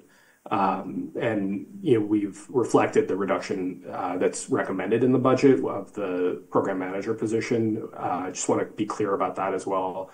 What is recommended in the budget is essentially a half-time split of a program manager's time, an existing staff who's 3/4 time going to full-time, and then a 50-50 split of that person's time. So it does reduce our headcount effectively to reflect this reduction. And then we're looking at how we would fund that differently. So ultimately, I'm sure there might be questions about this. I'm not sure I'm going to be able to answer all of them, but I might phone a friend for some of those. But I think this is my last slide. Dan, that arts program, that should be that 184,000. That should be in. That's a negative, right? So that's a mistake. Yes. Okay. Yeah, it's a dollar change negative. You're right. Yeah, and looks like Councillor Hassan has a comment. Yeah, Dan, quick question. I think I know the answer, but I just want to make sure I hear you back. Can you go back a slide really quick?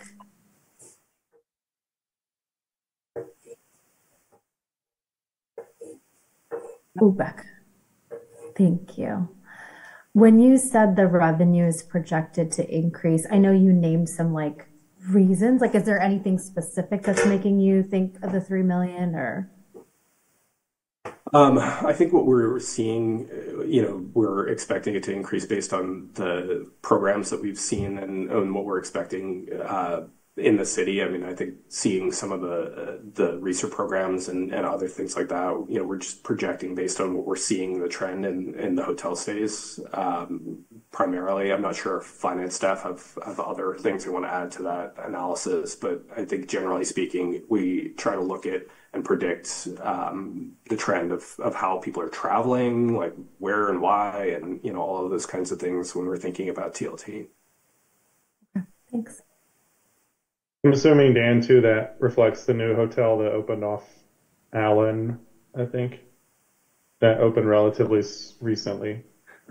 I think that it may be aspirationally, yes. I think until we see how that, how popular it is, it's really hard to predict how we're going to, what the difference in TLT is going to be off of a new hotel. But we would assume based on capacity that we would see an increase. Cool. Councillor Teeter. And my question is similar, but even more forward looking into the future. Do we have a forecast of what we expect the TLT revenues to grow to or to change to over the next 5 to 10 years even? So I'll answer that. We started getting TLT in 2017. It grew nicely over the first 2 years that we received it, and then the pandemic hit, and it crashed really badly for 2 years.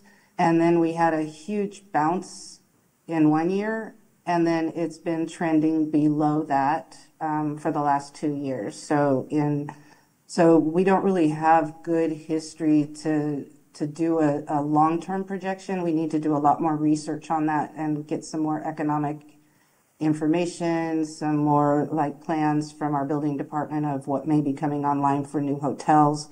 The one that just that Councillor Duggar mentioned that just came online has been planned. I mean, we thought it was going to come online a couple years ago, and it just delayed funding and pandemic and all the things. So we don't currently have a projection, but we intend to start working towards that, and we need to do a lot more research to be able to give a thoughtful projection.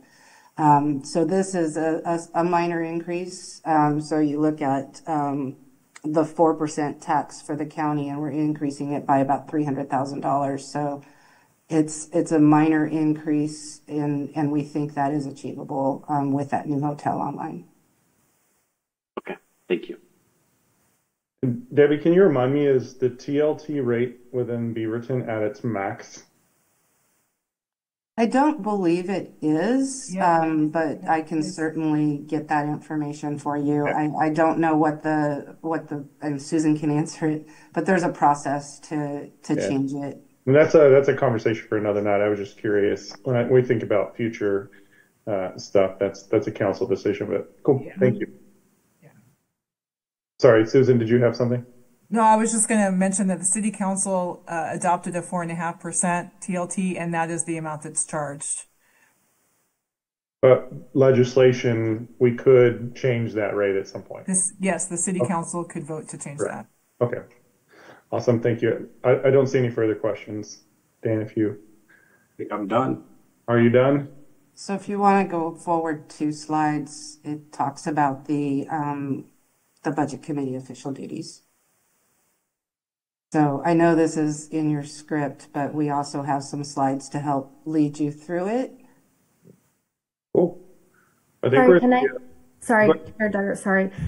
Did Susan say 4.5% and the slide says 4%? I just wanted to make sure because I saw 4% on the slide, but I thought Susan said 4.5%.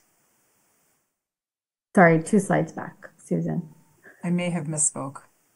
Okay, I just was like, I heard two different numbers and I wanted to be clear. It's 4% for the city and 2.5% for the county. Okay, thank you.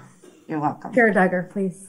Yeah, and it looks like another question came in. Councilor Tivnon. Yeah, sorry for the late notice there. Going back to this slide on the arts program, I had a historical question to ask about when the arts program manager position was created. I know that we don't have a whole lot of folks that are on this call that probably go back that far, but do we have any insight into how long that particular position has existed at the city? I don't have that. I know it's been several staff members who've had tenures of many years, and so I'm just spitballing that it's been quite a while, but we can definitely get that for you. I can phone a friend. I might be able to get that offline and put it into the chat or something. Okay, I think it would be helpful. This is probably going to be something that comes up in discussion, and this is a fundamental change that even though the work gets pulled in-house, it just looks very different, at least as I'm thinking it through. So any kind of contextual background information that would help with the conversation around arts in the city of Beaverton, that would be great. And Councilor Teeter. Susan has her hand up. I'm not sure if she wants to go first, but I was also going to respond to Allison. I heard it. Yeah, it was added midway through fiscal year 2018. Thank you. I think it would be helpful too to know when the other arts positions came into effect, because we haven't always had 3 or 2 or whatever's in the budget. That would be helpful information. That's for Duggar, can I? Yeah, I was waiting. Staff's going to answer that, or do we? I'll have to look into it. I'm sorry. Okay. And then Councilor Teeter, do you want to? Yep. Yeah. I actually thought it was 2017 that the arts program manager started as Chris Suzuki, and if my memory is correct, brought in to help with the RESER and started that arts program manager position, kind of merged as one. But we'd have to get some more information, but it was around 2017, 2018, yeah. Cool. Any other questions before we move forward? Cool. Not seeing any. Next on the agenda is a public hearing on state shared revenue. So I will now open a public hearing specifically for public comments on the proposed uses of state shared revenue. As I previously mentioned, if you've joined the meeting virtually, please follow the instructions on the agenda. If you wish to speak, city recorder, is there anyone wishing to testify on state shared revenue?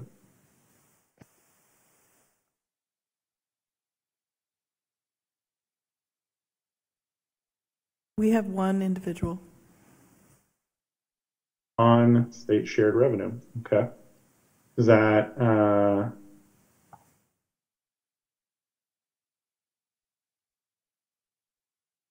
I don't see a hand. Is it in person or?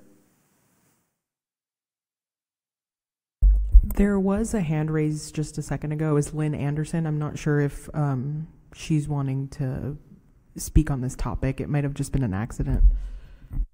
Lynn, if you would like to speak on state shared public revenues, you can do so for 3 minutes. If not, we can move forward.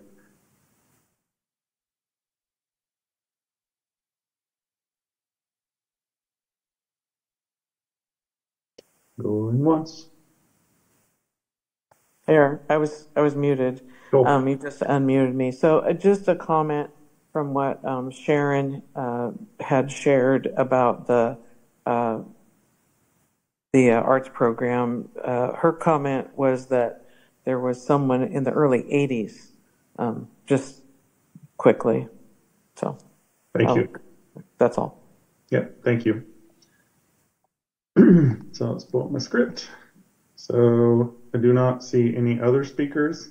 City recorder, do you see any more before we close the meeting? There are no more for the state shared revenue public hearing. Okay.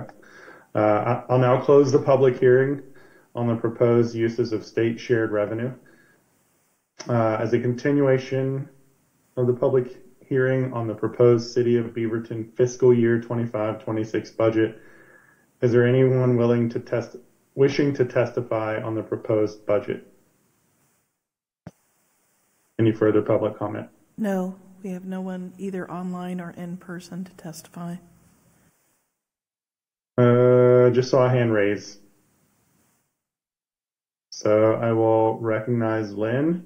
Can we get the counter up to 3 minutes? Yes, give us just a moment. Sure. Lynn, once you see the 3 minutes, you'll have the floor and you can address the budget committee.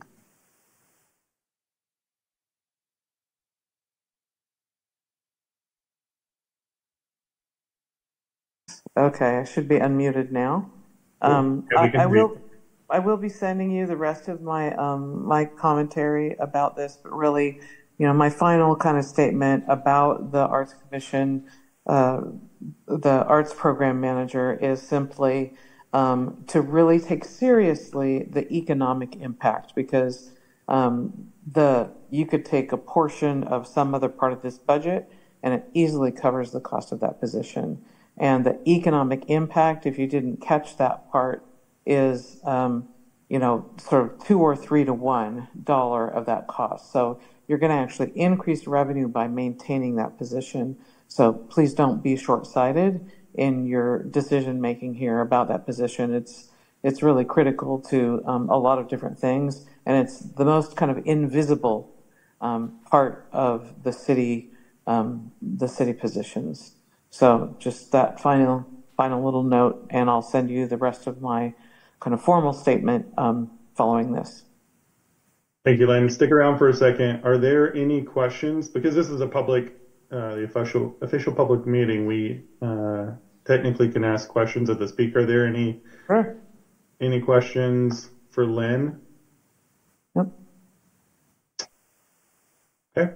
Thank you, Lynn. Yep, you bet.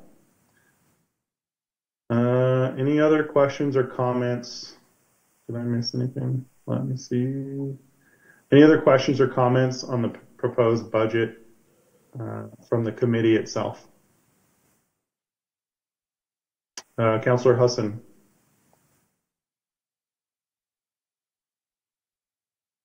Yeah, I'm just going to make a couple comments to make sure I get them on the record. Give me a minute. Okay. Oh, it's been a day. It's been a night. Thank you all for doing your presentation. I do want to talk about the Arts Program Manager. I'm going to be proposing an amendment, but out of the order of how this works, I'm going to wait till that moment comes. So I do want to have a conversation about that. So just wait for that later. I know for folks who are listening, there were cuts that were made, and I know that those cuts were really hard. And I know that this budget committee is hearing you and doing their best to see what we can and cannot do. And we'll see what the deliberation of that looks like. I do know that the City Council will have a follow-up discussion in June to discuss this budget, and I hope that we're able to reconcile some of the comments and conversations that were made. I want to take a moment and just hold space for folks that talked about the BOLD program with Unite Oregon. That one really hits. It's important. I also know that we heard from several folks from the Arts Commission, and so I'm hoping to introduce an amendment later. And just a lot of the other cuts have been really hard. I know that Portland Community College students and folks from that group are also here and listening. And I'm hoping that as we grapple these budget decisions, we're able to find ways to meet folks in different places and do the best we can to serve the city. So I just wanted to share that. Thanks. Okay. Thanks, Councillor. Teresa Payne. Yes, thank you. Again, Teresa Payne. I would like to just contribute to the conversation, reiterating what Councillor Husson has already articulated. I, speaking for myself, attended and was a participant of the BOLD program in 2016, and so this personally touches me, and I understand and empathize for the program, the organizers, the partnership relationship between Unite Oregon and the city of Beaverton. And I can attest to the fact that it gave me the opportunity to be in the position that I am today, to be a part of the budget committee all of the various civic engagement positions that I've had from my initial engagement with the BOLD program in 2016. I was a part of the cohort from one of the speakers, POE. We were a part of the same BOLD cohort. And I was a part of the Cultural Coalition of Washington County. So arts speaks to me as well. And I empathize. And certainly it is not an easy decision. And people, both elected officials and volunteers on the budget committee that come from various backgrounds, that I assure everyone watching and people who will watch in the future this recording, that we bring our most authentic selves into making the decision, and we're going to certainly do our best to deliberate and do what is best for the city. Thank you, Councillor Hartmine-Prigg. Thank you, Chair. I had a question for staff. The way I read the budget, and I believe it was in the first meeting's presentation too, if I'm remembering correctly, that it was kind of it was not that the BOLD program is ending, but it was a change, right? That the funding is moving to being hosted by like staff, right? And I understand that there's an impact there, but the BOLD program will continue under this budget. Is that correct? That's correct. Okay, thank you. I just wanted to make sure. Mayor Beatty, you're up. Thank you for that, John. I just want to start by saying that the proposed budget before us is not really what any of us truly want. There's dozens of items I wish we could have funded or approached differently. However, the overall direction provided to the city manager was to prioritize fiscal sustainability, and that's what this budget reflects. While these decisions are difficult, they're grounded in the responsibility we have to maintain the long-term health of our city. That said, I'd like to be clear, we can't continue to rely on cuts alone to solve the structural deficit we're in. We must begin a serious conversation about revenue, what we need, what the tools are that are available, how we can work with the state and our regional partners to ensure cities like Beaverton are not asked to do more with less year after year. In anticipation of future changes to our fiscal situation, I've asked the city manager to prepare a formal restoration list. If and when additional resources become available, we should have a clear and transparent plan for what services or programs we'd like to have restored and in what order. As we move towards final adoption in the coming weeks, I want to thank everyone who has contributed to the process. Passing this budget is not the end. It's a step towards long-term resilience, equity, and accountability of how we serve the community.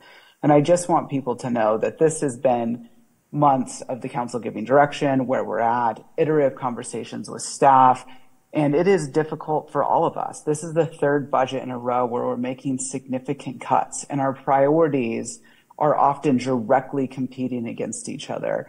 And so we're weighing the public testimony from tonight, looking at the direction the council has given the city manager. And when it comes back to us for final adoption to the city council, I think we're going to weigh all these decisions in there. But my hope is if we come in under revenue, that we can help create a restoration list where some of these things that we really care about, like the bike team officers, the arts programs, and the dozens of other things on the cut list, that we have a prioritization list on how we're going to bring things back. Thank you. Thank you, Mayor. I was going to pretty much comment the same thing, use my time, and because I keep coming back to that exact thing. Like we gave very clear direction to the city manager to stabilize this ship, and if we don't do it, like there's no easy way to stabilize this ship. So I just hope we're very mindful of that as we do our deliberations. I see one more comment. Councillor Tivnon. Yeah, I just want to add in here as well, we've had 2 years of doing this so far with city staff having to work really hard across all the departments to try and figure out ways that we can get to a balanced budget. This year is the hardest so far. And with the charts that are being shown to us, we're not out of this hole yet. And it's not an easy hole to explain to people because it's exacerbated by so many different factors. Having started my tenure at the city on the Arts Commission, back in 2017, which was part of why I asked, because it was such a pivotal time for the arts in Beaverton, with us raising funds for the PCRA, with us creating such vibrancy in the city and inviting others to come in and celebrate everything that the city has to offer, but also celebrating all of the cultures within our city. This is by far the most challenging time, I think, for our council as a whole to look at some of the changes that are going to fundamentally make our city look different. I'm looking forward to Councillor Husson's proposed amendment and listening to that, and also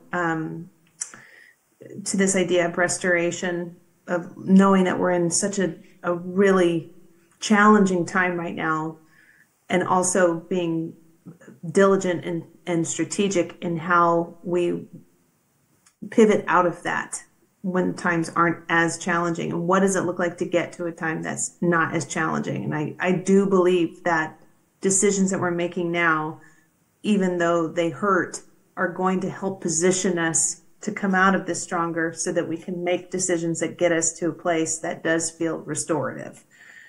But we can't get there until we make really hard decisions. So it's my 2 cents.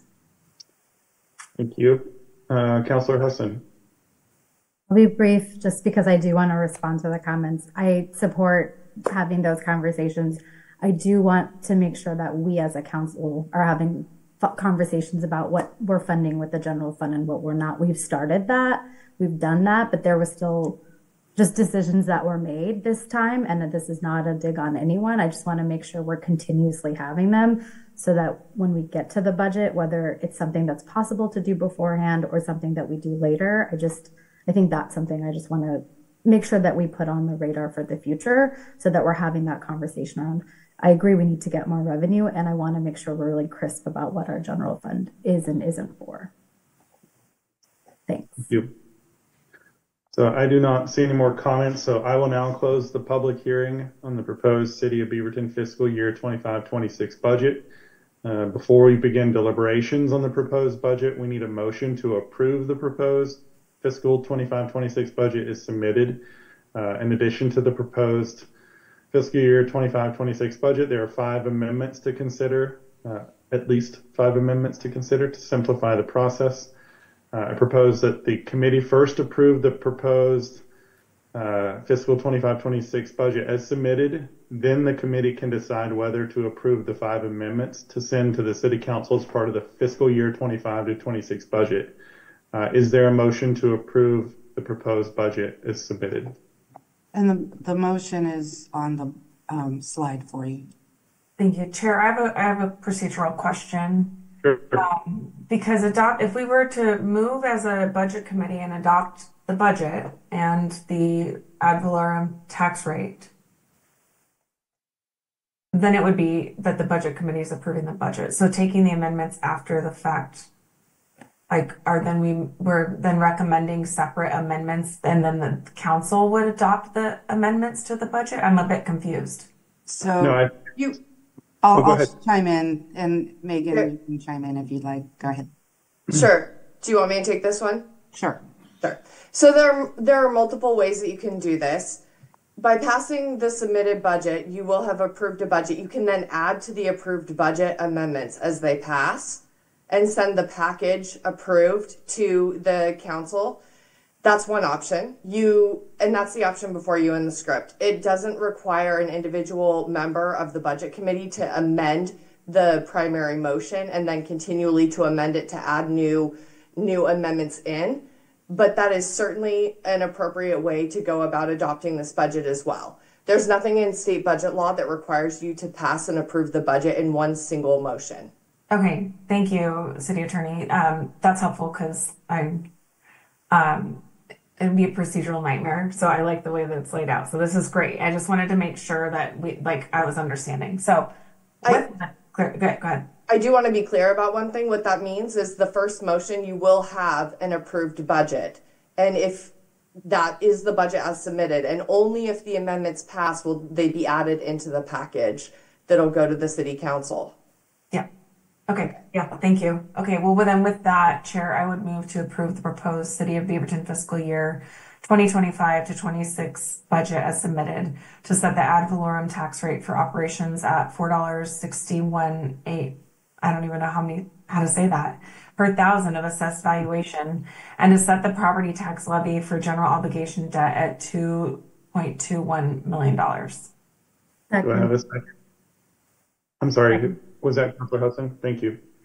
It's been moved by Member Hartmeyer-Prigg and seconded by Member Hudson to approve the proposed City of Beaverton fiscal year 25-26 budget as submitted to set the ad valorem tax rate for operations at 4.6180 per thousand of assessed valuation, and to set the property tax levy for general obligation debt at $2,210,000. Any discussion? As a reminder, if you have questions or comments about the budget, please put your name in the chat so I can call on you.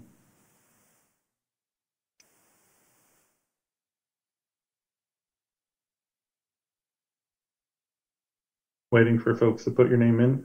We'll give everyone a second if you need.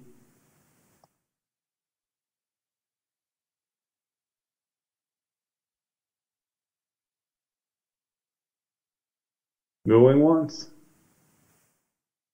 Going twice. Councilor Teeter, you have the floor. Throw my name in there. I didn't give any comments at the end of that last section, so I'll just chime in here too. I will be voting to approve this budget pending the next amendments that will be coming. But it is really difficult. There are several positions that are very important to many of us and to many of the community members. The arts program manager is just one of them.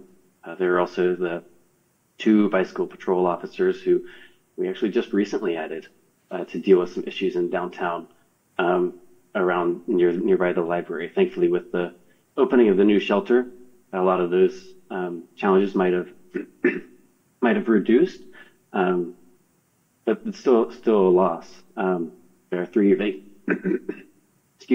vacant transportation planner positions that are being cut. There are a lot of roles that have been very important and valuable to the city over the past several years that we'll be moving forward without. That said, this budget, the staff and management who have worked on it has made substantial structural cuts, which is what we've been aiming for ever since we started this fiscal sustainability plan a few years ago, without having major impacts to current staffing, currently filled roles, and without having major reductions in service levels for the community. I feel like that's a very substantial achievement, and as hard as this budget is, and as many things as we won't have that we would like to have, I do think it's worth noting that it could be even more challenging, and staff have done a really good job working on this. There have been sacrifices across the board to make it happen. I said we'll keep on facing these structural challenges as long as measures 5 and 50 are around, so we do need to look at our other revenue options, and we do plan to do that as part of our fiscal sustainability plan. So I think this is a good step. It is a hard step, and hopefully we can keep on making some restorations to get it right in the future. Thank you.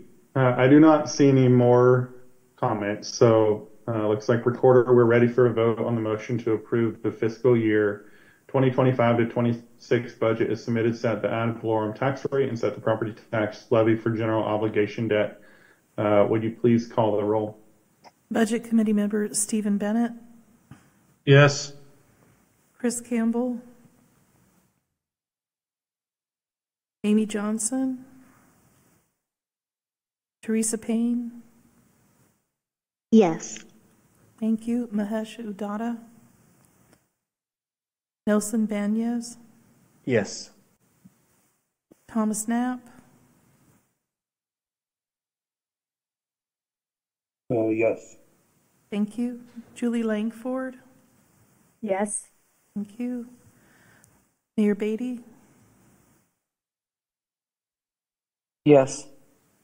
Ashley Hartmeyer-Prigg. Yes. Kevin Teeter.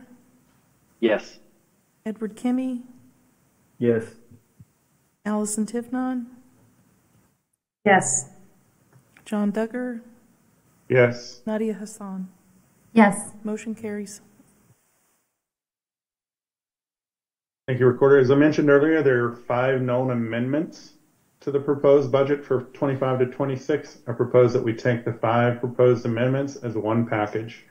Amendments 1, 2, 3, 4, and 5 should all be considered for addition to the proposed budget for fiscal year 25 to 26. Is there a motion to approve adding amendments numbers 1, 2, 3, 4, and 5 to the proposed budget for fiscal year 25 to 26 approved by this committee? Sure, I will jump in, friends. We have 5 amendments. You should have gotten them for our committee members. These are staff amendments. So I move to approve adding amendment numbers 1, 2, 3, 4, and 5 to the proposed fiscal year 2025-26 budget that was approved by this committee. Do we have a second? Hartmeyer Berg, I'll second. Has been moved by Member Husson and seconded by Member Hartmeyer-Prigg to approve adding amendment numbers 1, 2, 3, 4, and 5 to the proposed fiscal year 2025 to 2026 budget. Is there any discussion regarding these amendments? Councilor Kimmy. No, ignore my name. It's okay. Okay. Any other folks need to discuss these? Cool. Recorder, we're ready for a vote on the motion to approve adding amendment numbers 1, 2, 3, 4, and 5 to the proposed fiscal year 25 to 26 budget as approved by the committee. Would you please call the roll? Stephen Bennett, Yes. Chris Campbell, Amy Johnson, Teresa Payne. Yes. Thank you. Mahesh Udata, Nelson Banyas, Yes. Thomas Knapp, Yes. Julie Langford, Yes. Mayor Beatty, Yes. Ashley Hartmeyer-Prigg, Yes. Kevin Teeter, Yes. Edward Kimmy, Yes. Allison Tivnon, Yes. John Duggar, Yes. Nadia Hassan. Yes. Motion carries. Okay. So that the proposed budget, well, I think we have Councilor Husson, I think you had another amendment you would like to do, and then there were other ones. Sure, thanks. Hey, friends. Obviously, we heard from some folks and devastated about the cuts, listening to our arts commissioners and thinking my own experience, because I've had the opportunity to liaise twice with the Arts Commission. I really want to see what we can do to keep this position. I think it's an essential part of community living and a thriving community. I'm going to propose an amendment. This one is really hard for me because I'm the person who fought to have the equity office staffed and ready to go a couple years ago, and I care deeply for equity. But we've got this open role, and equity work is really, really personal to me. And because we're in the early stages of setting up the equity office and the role's been vacant for a year, I wanted to try to suggest that we take that and swap it out. So I actually have formal language that I have to read. Just give me a second. Here's the amendment. I would like to make an amendment to add back the arts program manager. I move to amend the FY 2025-26 proposed budget by decreasing the vacant program manager in the Office of Equity by $203,485, including benefits, and adding $209,981,000 to general fund transfers out and the same amount to transient lodge tax fund transfers in, and increasing the general fund contingency by $2,504 and adding an arts program manager in the transient lodging tax fund for $200,981, including benefits. Second. We have let me turn. It's been moved by Member Husson and seconded by Member Tivnon. I don't even know how to say the next part, so for that amendment. How about that? Is there any discussion? Mayor, you have the floor. This is an interesting proposal because we're already in recruitment for the equity office position. And, you know, Councilor Hassan and Councilor Kimmy have fought very vigorously to add this position to signal our equity. I'm deeply concerned about what the community will hear about us cutting the equity position to add an arts position. I plan to vote no on this amendment. I think there's other ways for us to restore the arts position, particularly in partnership with PRCA and how we're doing things. And for the historical record, you know, the framers of the TLT, which I was one of them that fought the county for TLT, we always envisioned our arts program embedded with the TLT fund at the RESER. As a matter of fact, it was in the budget that way prior to COVID. And when the hotel revenue dropped, we pulled it back in the budget to protect the staff so they would have a long-term job going in. I think the arts is one of the most magical things about Beaverton. We've heard tonight that we're funding the PRCA up at the tune of $1.6 million to continue that work. I think there are other ways to get the art manager position back, which is why I've asked for a restoration list by the city manager. However, there is not revenue sourcing for equity. There's no other way for us to tap that money besides the general fund. And I want to take the city manager's lead here and give her 6 months to work through these issues for us. And then if it's not working, the council from our position can redirect these positions in a different way. But to do it right now in the budget, I don't like what that signals to our community. Thank you, Mayor. I'll go ahead and go right now before we recognize the next. But I'm kind of a similar mindset. I agree with you, Councilor Husson. This is painful, and I'm not done yet in trying to find a way to figure out how to fund the arts position. I don't think I can support this amendment at the cost of our equity program. I think we're starting to make a little bit of progress in that area. I think about some of the series that are going on. I think about some of the folks that work with us. We're making progress on disability, just various different things, and I think we need to keep that momentum going. For people of color, for LGBTQ people, for everyone. So I love the spirit of the amendment. I commit to working on finding funding for the arts manager. I think it's also very important to me, but I don't think this is the right way for me. I don't think I can support this. Teresa, you're up. Thank you. I would just like to thank the mayor and Councilor Del Rio as well for your comments on that. Just a point of clarification as well as a question. My point of clarification is in understanding of how far along we are in the hiring process of this employee. I know, Mayor, you said that we were in the hiring process. Once again, for clarification, is it an offer has already been made to this applicant, or we are at the beginning of the process of searching for a person to fill the role? In my mind, those are two different points. And so if anyone staff has that, that'd be helpful to know and understand. And based on conversations and information previously provided, that the salary or the arts position is $100,000. So if that can just be clarified, if the amount put back into the general fund is $200,000, potentially $100,000 for each position if it were to be split. So if anyone that has that information to provide can provide those points of clarification. I could provide a little bit on the recruitment, and then finance, if they were listening, can provide some information on the dollars and cents. So the recruitment is out. We're advertising. There's been no offer made.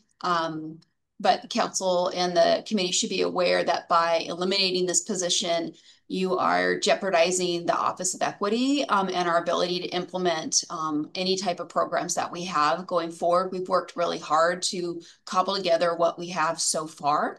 And I would say that to not have this position would be very difficult for us to continue some of the work that we're doing. It's been quite difficult. The reason why it actually has been not vacant all year, we have gone out for recruitment. We've made an offer. That person didn't accept the offer, and the candidates at the time weren't what the quality of what the chief equity officer wanted. And now with some of the other agencies letting go some of the equity professionals, we actually have a better opportunity to hire someone of really great caliber. So it is a very challenging position that I think the committee is in, but those just a little bit of background. And I'll turn it over either to Susan Cole or Debbie Lautner if they can answer your financial question. So I'm sorry, you confused me a little bit. What was your financial question? Is the difference in the cost of the two positions, or? Councillor Hassan had proposed to put $200,000 back into the general fund for the purpose of allowing the art position to be reinstated. And so my question, just as a point of clarification, was to understand, is the art position $100,000? Is it 110? Is it less than $100,000? And So comparing and contrasting that to the equity position, if that were also $100,000. So the difference between the two positions fully benefited is about $2,500 in total. Each position is over $100,000, and then there's associated benefits, which are nearly the same amount. So the position for, excuse me, the program manager position is about $2,500 less than the equity position. Susan can correct me if I read that incorrectly. Correct. But it is all general fund money, because our TLT, our arts program in the TLT fund, is funded with a transfer from the general fund to the TLT to pay for the arts programs. So that it really is no change overall to the general fund, except about $2,500 going back into contingency. Thank you for that clarification. I appreciate you both for answering that.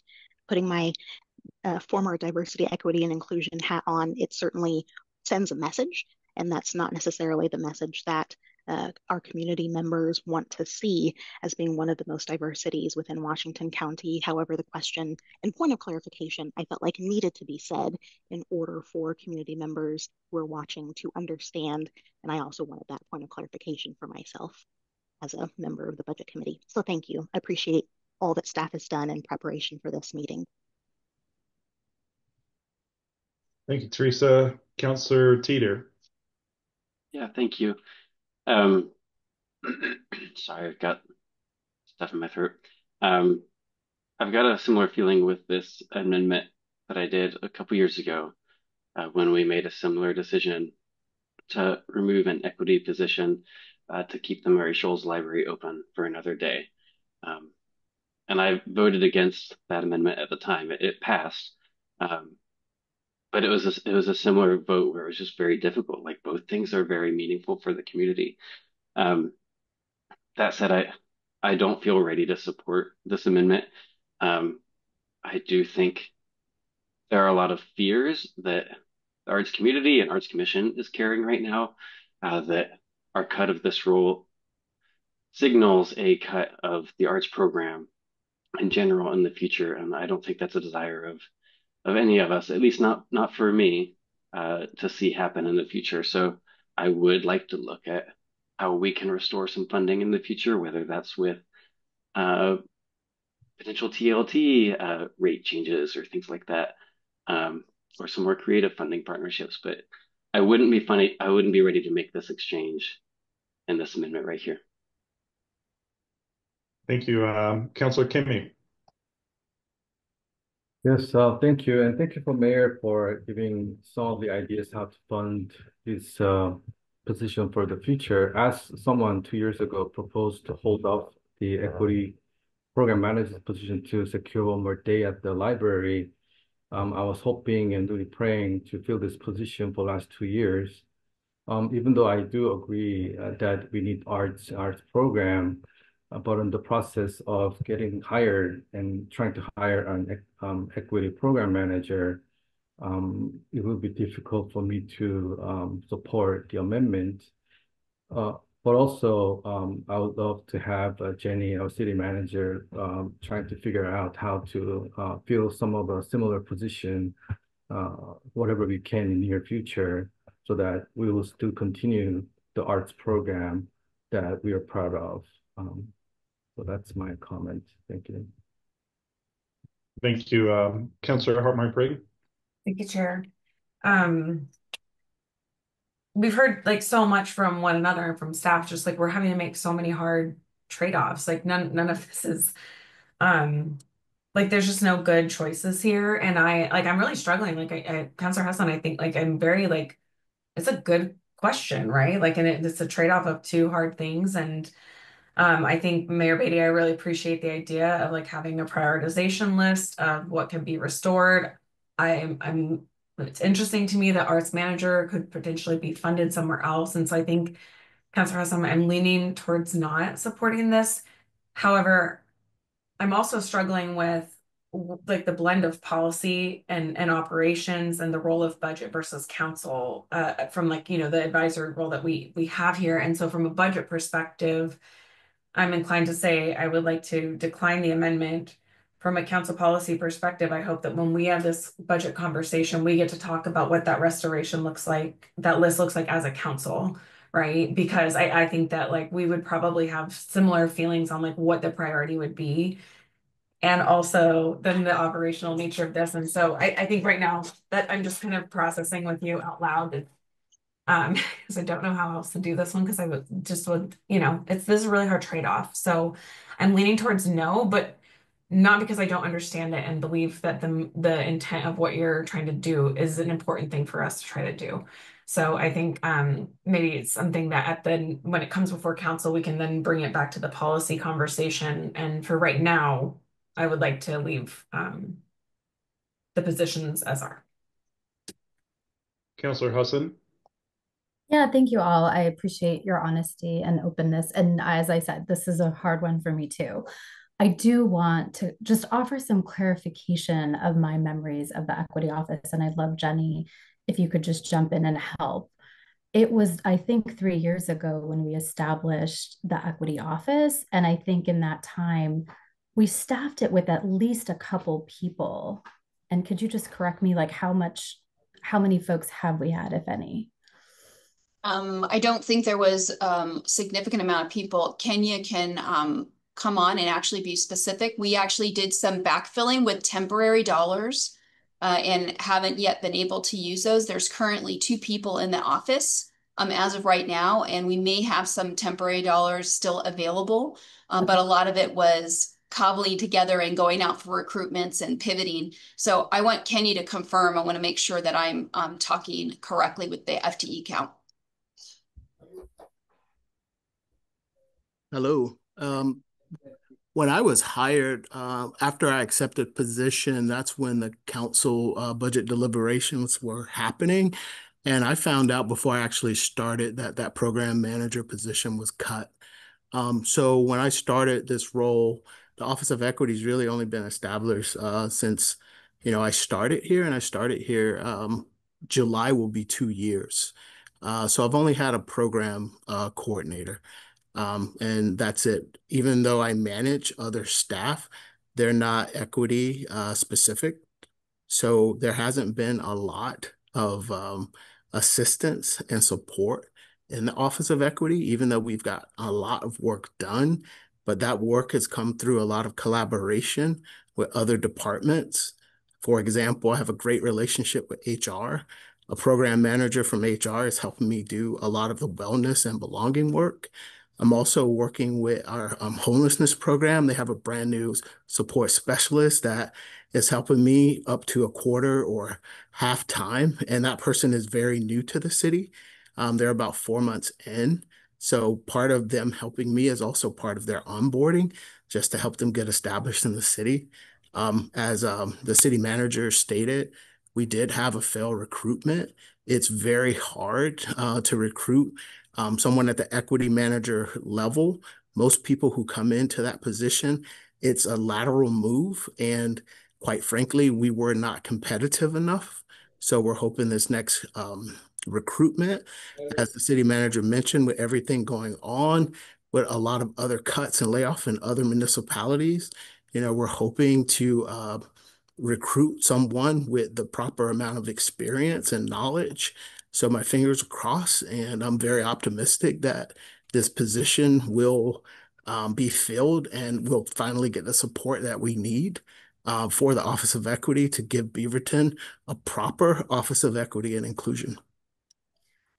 Can I ask a follow-up? And I'm sorry, we have you here, so I'm like gonna have to put you on the spot. You mentioned that there's other staff. Is it that they can't take on the equity work, or that you really believe you need another body for it? And I'm simply asking because obviously I kind of whipped together this amendment and I'm trying to process it myself and process it with my fellow colleagues. I think folks are doing equity adjacent work, and I'm having to alter the true deep equity work that's necessary for, citywide, strategic vision for equity. So I'm asking for help, like in admin support. Prior to some people coming onto the city, I'm a chief equity officer for a city of almost 700 staff, almost 100,000 people. And I'm doing my own admin work, and I'm doing everything, so it's been a great addition just to have the small support that I do have.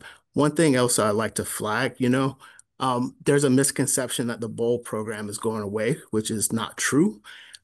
This equity manager is going to probably be a key role in actually helping support, the BOLD program in-house. So that's the one thing I want to flag. So equity manager position disappears. It's going to be very difficult to support not only the BOLD program, but so many other great initiatives that are happening, like our speaker series, the Belonging Speaker Series that's coming in partnership with our library next week. There's a lot of things that we have been doing internally and externally, but without that position, we'll see. We'll do the best we can with what we have. Thank you. Thanks, Kenya. Look, I hear you. I hear what everyone is saying. And I know that for me to even suggest the amendment was quite courageous, but I do believe in my heart that I'm looking at the arts program manager and maybe the mayor and other council, we can find another avenue. This feels like an avenue. I wonder if there's a way to 50-50 some of that work. I know that now I'm just getting maybe more operational, so I'll stop, but I wouldn't make this amendment if I didn't think that it was really important for us to try to do this. So I understand that we're probably at a point where we're going to go to vote. I'm asking for you all to support it. And if it doesn't pass, then I look forward to a follow-up conversation in our city council meeting. Thank you, Councilor Tivnon. Thank you. Yeah, I agree. This is a really hard conversation to be having when both of these things should be fully funded. My fear around this, my concern is that when you turn the burner down, that's one thing. When you blow out the pilot light to a position, getting that back online is going to be in competition with a lot of other priorities of what gets restored first or second or third. And the arts is one of those areas it's a little gray around the edges of what the benefit is, but it is an economic driver. It is foundational to our sense of self and place as one of many cities that's west of Portland, and identifying ourselves as who Beaverton is. The Arts Commission, the Arts Program Manager, has played a key role in helping to help us to define what that is and to reflect it out to the community and do it in a way that harnesses public funds, that goes out beyond the city to find those funds, to partner with regional organizations. And I also think of the RESER and this massive investment that was made in our community, part of it with a promise that it would be catalytic and help bring in other arts adjacent businesses and people into the community to visit, live, spend their money here, go to shows. But it wasn't just for the research, was that this is a place where the arts thrives. And program management can arguably be, well, we've got existing programs and we manage those. But I think in this particular position and having it is that we can recruit out to professional individuals who look at this very strategically and look at what other cities around the country are doing and bring us ideas for ways that we can harness the arts that builds momentum, that creates centers of gravity, that gets eyes on Beaverton, and that results in permanent fixtures that are around the city that are become a part of our identity. And I think that that will be compromised if this position goes away. And I think that once it is compromised, it's going to be hard to justify bringing it back when we're going to have a lot of other things that have merit and also justification for why they should come back. So I'm afraid it's one of those, you don't know what you've lost until it's gone situations. And so I will be voting yes for this tonight. Teresa, you're up next. Yes, thank you, Councillor Duggar, for recognizing me.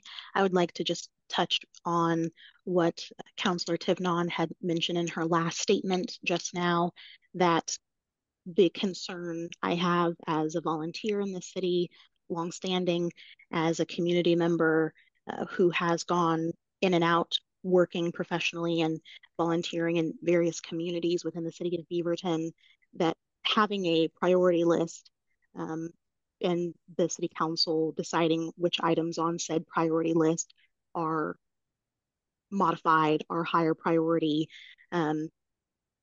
We certainly, as community members, residents of Beaverton, entrust in the city councilors. We voted you into power, obviously, but speaking from a community member perspective, I'm not 100% certain that the priority set is going to be what I feel would be best, right? And speaking for myself, not speaking for, all of Beaverton, but to say once again that people's personal initiatives become priority and gaining support in that. But having something, this is the only time that community in our annual budget committee meetings, outside of city council meetings, of course, but really speak to and understand and have the entire budget laid out before them. Not everyone in the city of Beaverton pays attention to every Euro meeting, council meeting annually, but focusing in on our annual budget committee meetings. And I think it is, once again, we've all said, articulated the difficult decision. I, along with Councillor Tivnon, would be voting yes on this. I yield my time back to you, Chair. Thank you. Mayor Beatty. Last point. This is the second or third budget that we've put equity against other priorities. And, we spend an awful lot of time from the dais talking about equity. And I think that given the national context, if this was last year, I'd probably vote differently. I'd probably vote to instate the arts. But I just think that our community cannot withstand. And what's going to be printed in the media is that Beaverton's cutting their equity programming. And I think what they need to hear from us is that we're digging down. We also made cuts to BOLD. This BOLD will not exist if we can't move it this direction. There are so many things that we need this office to stay intact for. I think that we need to give the city manager a little bit of time here to work through these issues and look for other ways to fund art. I don't disagree that art is a revenue generator. I've talked about it. I don't disagree. We have 2 art staff in the building right now. We're not out of arts people doing the work. I get the manager position's not filled. I'm interested in the city manager's plan on how the staff are going to make the art programs come alive. We've not actually seen the work plan to make this decision. And what's challenging in this amendment, really any amendments that we do at this level, is that we're inserting our own version of what should be happening in the building. And there are times, and I have learned a lot as the mayor in these last couple of years, but I am not an expert in what's happening in the building. We don't truly understand the decision we're about to make here and the work that's not going to be done. So I just want to caution us here that We're inserting our judgment over the city manager, which we are more than allowed to do as elected officials, but we don't know the outcome of the decisions we're making. We don't know the secondary and tertiary effects. Kenya has said a couple of them. What else is going to happen in these positions? So I would need a lot more information to consider something like this, and an amendment in the last day when we had the last 2 weeks gives me no opportunity to do that. Thank you. Member Julie? Thank you. And thank you, Mayor, for your words. I really actually appreciate Councilor Tivon, your, I really like the metaphor around the pilot light. And I actually agree, Mayor, with your perspective that while we've had, there's so much power in the arts, like there's not enough really wind keeping this pilot light. If we blow it out, it goes out for a while and we don't know what else we lose. I'm a Native American, and often you see in the charts across our country when we're talking about percentage rates of population, often Indigenous people don't show up in a lot of those percentages, and there's not a lot of voice there. So for me, having someone at the table and both internally and externally across the city to say, what does equity look like for those who don't have voices, those who can't speak for themselves? I know we got the chance, Councilor Tivon, to work together on the HRAC. You're a wonderful liaison for us. And a lot of the muscle and energy that HRAC served over the last 2 years was saying, where's our voice for our community and how can we make a more equitable Beaverton? We know that that's the heartbeat of the city, but how do we put that into process and into the places that we have? And I know that we all share that. That's why we're here, because we want to see our community grow. So I will be voting no on that, not because I believe in the power of arts, but I know that there is a heavy wind that is blowing with power and joy and wanting to see that light up. And I do believe that equity is one that needs to continue to fan the flame to get it going in a way that our community can feel that impact. Thank you. Thank you. I don't see any more, so going once, going twice. So I think City Recorder, I think it's time for a vote. Will you call the roll, please? Stephen Bennett, Yes. Teresa Payne, Yes. Nelson Banyas, Yes. Thomas Knapp. No. Thank you. Julie Langford. No. Thank you. Mayor Beatty. No. Ashley Hartmeyer Prigg. No. Kevin Teeter. No. Edward Kimmy. No. Allison Tivnon. Yes. John Duggar. No.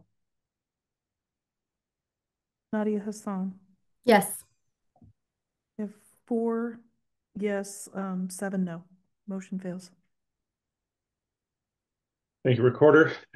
Were there any other amendments before we adjourn? Councilor Kimmy. Thank you, Chair. I have an amendment. Beaverton has been a lot to be proud of, but I'm concerned that lately our spending has been leaning slightly toward business rather than community. Right now, we have multiple staff focused specifically on economic development, making Beaverton attractive for business. On top of that, we are putting over $100,000 into Beaverton Area Chamber of Commerce, nearly $70,000 into Beaverton Downtown Association, and about $200,000 into Oregon Startup Center. At the same time, we've reduced our funding for social services grants from roughly $300,000 down to about $100,000. To me, that sends a message that we're leading away slightly from the community. I'm asking for a more balanced approach. We need to take a hard look at how we are using the general fund and have a real conversation about how we align our spending with our values. As we start to talk about possible future levies and bonds, we should also be talking about reallocating some of our existing funds to better support both business and people because both are essential for a thriving community. So I am proposing an amendment to add funding to the PCC Future Connect program. And I move to amend the fiscal year 2025-26 proposed budget by decreasing the payment in the Community Development Department to the Beaverton Downtown Association by $30,000 and adding $30,000 to the City Administration Department for Portland Community College's Future Connect program. I believe education is one of the most powerful tools we have to create change in the meaningful way. So I would like a support, or I'd like to hear your opinions. Thank you. Thank you, Council. Do we have a second for the amendment? I can second, but if we could have an elaborate, I'm trying to follow the amendment. If that second.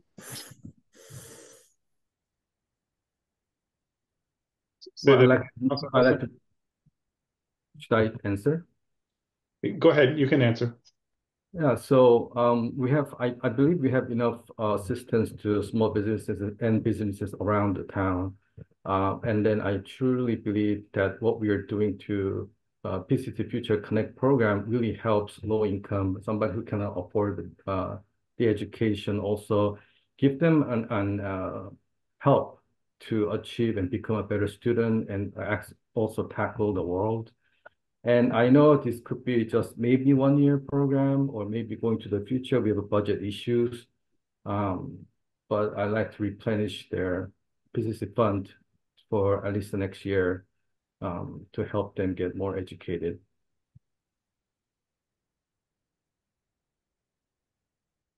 And can the motion be restated? Like, I think, like, where's the money moving from and going to? It's moving from the Beaverton Downtown Association.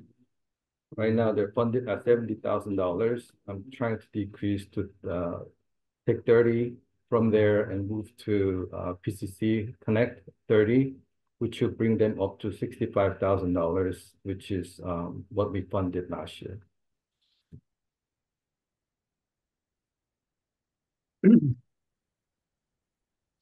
Okay. What discussion do we have on this? Councilor Hartmeyer-Prig. Thank you. I so look forward to a year when we're not having to trade priorities, right? It's just tough. It's really tough. And I'm inclined to vote no, Councilor Kimmy, not because I don't agree with the need that PCC Future Connect has. But we at least put out like a warning, I guess, but we signaled, right, by putting out the budget when it was published that this cut could come, and this would really be like just causing such a pivot to the downtown association. That's not to say I don't think we shouldn't have that conversation. I would definitely be willing to have a conversation and looking at our partners and where we're putting in money. But at this point, I think I would like to leave the funds as is. Thank you, Mayor. You know, I'll start by saying that I do think education is incredibly important. I'm a first-generation college graduate, so is my husband. My husband is a first-generation high school graduate in his family, and we have both attended community college and state college and graduate school, and my husband is doctorate. We both volunteer at PCC. We've raised funds for PCC. My husband sat on the scholarship committee, so it's not a this or that choice for me. This is about economic development, and this is the wrong area to pull the funds from. I think economic development money needs to retain in economic development. That's what generates the state revenue. That's the engine of what cities do. I would separate my feelings about BDA and thinking that there is some turnaround work that needs to be done there. The city manager and I have talked about it. We've talked about it with BDA. Their turnover makes it hard to challenge, or makes it challenging for us to continue to fund them. But if we're going to move money from BDA, my priority would be to put that money to work on Allen Boulevard or another part of our economic area. I think what's challenging about PCC is it is so far outside of what the cities spend on that it makes it hard to take money from something like economic development and put it towards education. So tonight I can't support this amendment. It's the wrong place to pull the money from. If this was somewhere else, I'd probably consider it. But I do strongly believe the economic development needs to stay with economic development, because I probably disagree with you that we do enough for small business. I think we need to do more because that's the lifeblood of our community.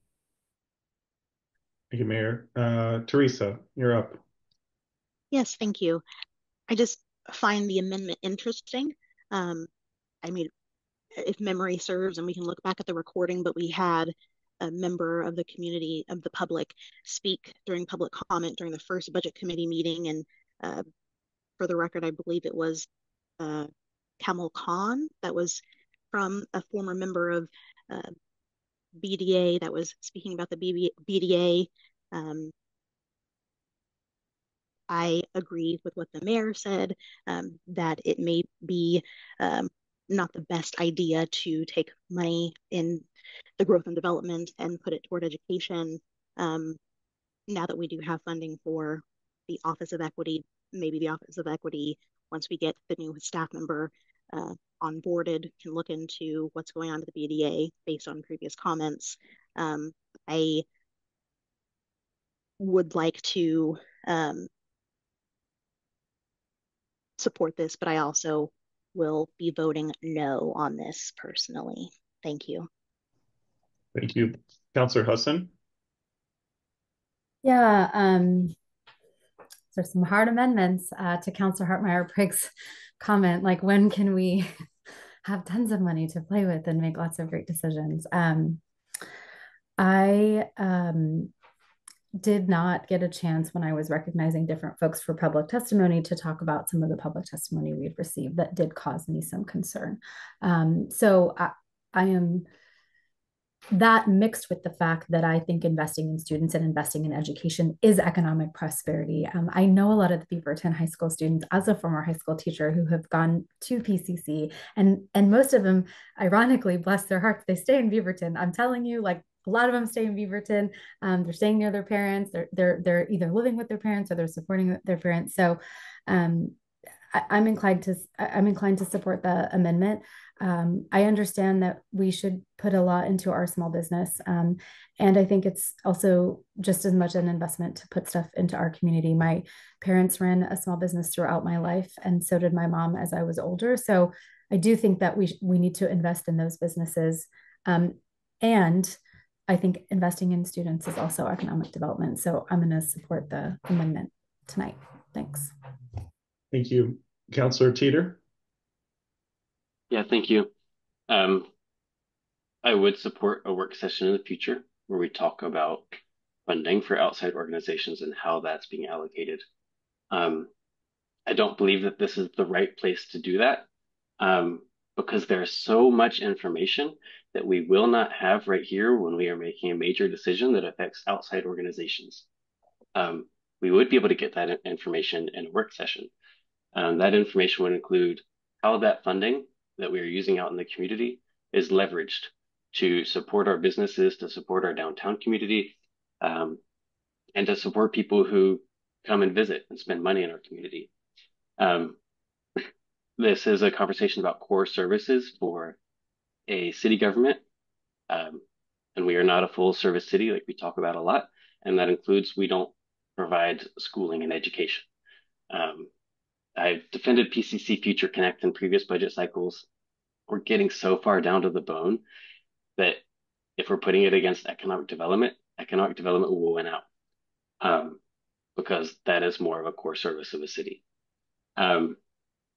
Funding is leveraged by the BDA to support not just businesses, but also historic preservation projects that are major and would not happen without this sort of funding. We've seen it in the NAC1 building that supports diverse minority-owned businesses. We've seen it in the Fisher Rossi building, where it's hundreds of thousands of dollars coming into our community, just because we're making a small investment on our own. If we were to do this sort of work with staff, it would cost much more because we would be paying much more for benefits and staffing and materials and services. So we're getting a very good deal. That said, we can talk about it in a work session. And there were some factual inaccuracies in the public comment that we received, and we can talk more in a work session about some of the details. So we can all come from a basis that's very solid, and we feel good about the decision we're coming to. Thank you. Thank you, Councilor Tivnon. Thank you. I echo what the mayor and Councilor Teeter said. I think that it's economic development is at the tip of my tongue right now to just continue talking and talking about that, but I will refrain from doing that and just say that for those that are listening, tuning into this, strategic planning is one of the next big things that we will be diving into. And part of that is to have conversations around what's at the core, what are the other services that a city is obliged, obligated, responsible for providing. And that is a big conversation to have, and it's one we can't really dive into tonight or in the context of this current budget. And I do like the note about there was a little bit of warning and heads up given to help wrap their heads around what the changes might be to do this last minute to BDA. I think is something I wouldn't be excited about that. Yeah. Okay, I'll go ahead and go real quick. This is one where the budget has to follow the policy, and I would support a bigger conversation later at council around that. Yeah, I hear you, Councilor Kimmy. I'm heartbroken at any time. I mean, these are not easy decisions, right? Like, I want all of these things, and I want them even funded higher than they are now. But the reality is we don't have unlimited money. We've cut positions, we cut core city services, and I think that's a question for me. But ultimately, I'm going to fall back on the procedure one. We really need to discuss this in depth at the council with the policy discussion and the layers that this and the nuance that this deserves. And then the budget should follow that, not the other way around. I don't want to be backed into a corner with this. So I will not be supporting this, and I would encourage others to defer to that conversation if we're able to have that in the future. Mayor, looks like your name popped up. Yeah, sorry. Last thing here. And normally when I facilitate, I could add a comment like this. So sorry for coming in twice. There is clearly a need for some future work sessions. I've been taking notes along my computer as we've kind of unfolded tonight and last week's budget session. I chatted with the city manager this morning about there are things coming out of this that are going to require more conversation. So just to know that, like, I'm thinking about this, the city manager is already thinking about this, and I would encourage you guys to reach out to me or her in the next week or so about future needs. You know, funding is one of them. Who we give money to is one. So there is some clear need for larger policy conversations that are coming out of tonight's budget that are going to lead into the council retreat if the council can ever decide when to meet in November. And so we need to start thinking about this and not lose track of that. We often have these conversations in meetings like tonight and say, oh, we need more information. I keep a note. I often give them to the city manager. That's what's generating a lot in some of her reports. So we got to do that together. You got to tell the city manager. Of course, the council's got a director to do it, but let's start with a list. I've been keeping one. I don't think I've gotten everyone's, but the council, that's the next step out of the budget. Thank you, Mayor. I don't see any more comments, so I think we're ready for the roll call, City Recorder. Thank you. Stephen Bennett. No. Teresa Payne. No. Nelson Banyas. No. Thomas Knapp. No. Julie Langford. No. Mayor Beatty. No. Ashley Hartmeyer Prigg. No. Kevin Teeter. No. Edward Kimmy. Yes. Allison Tivnon. No. John Duggar. No. Nadia Hassan. Yes.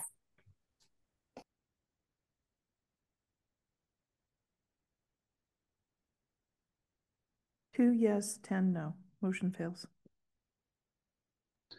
Cool. Thank you. Any other amendments?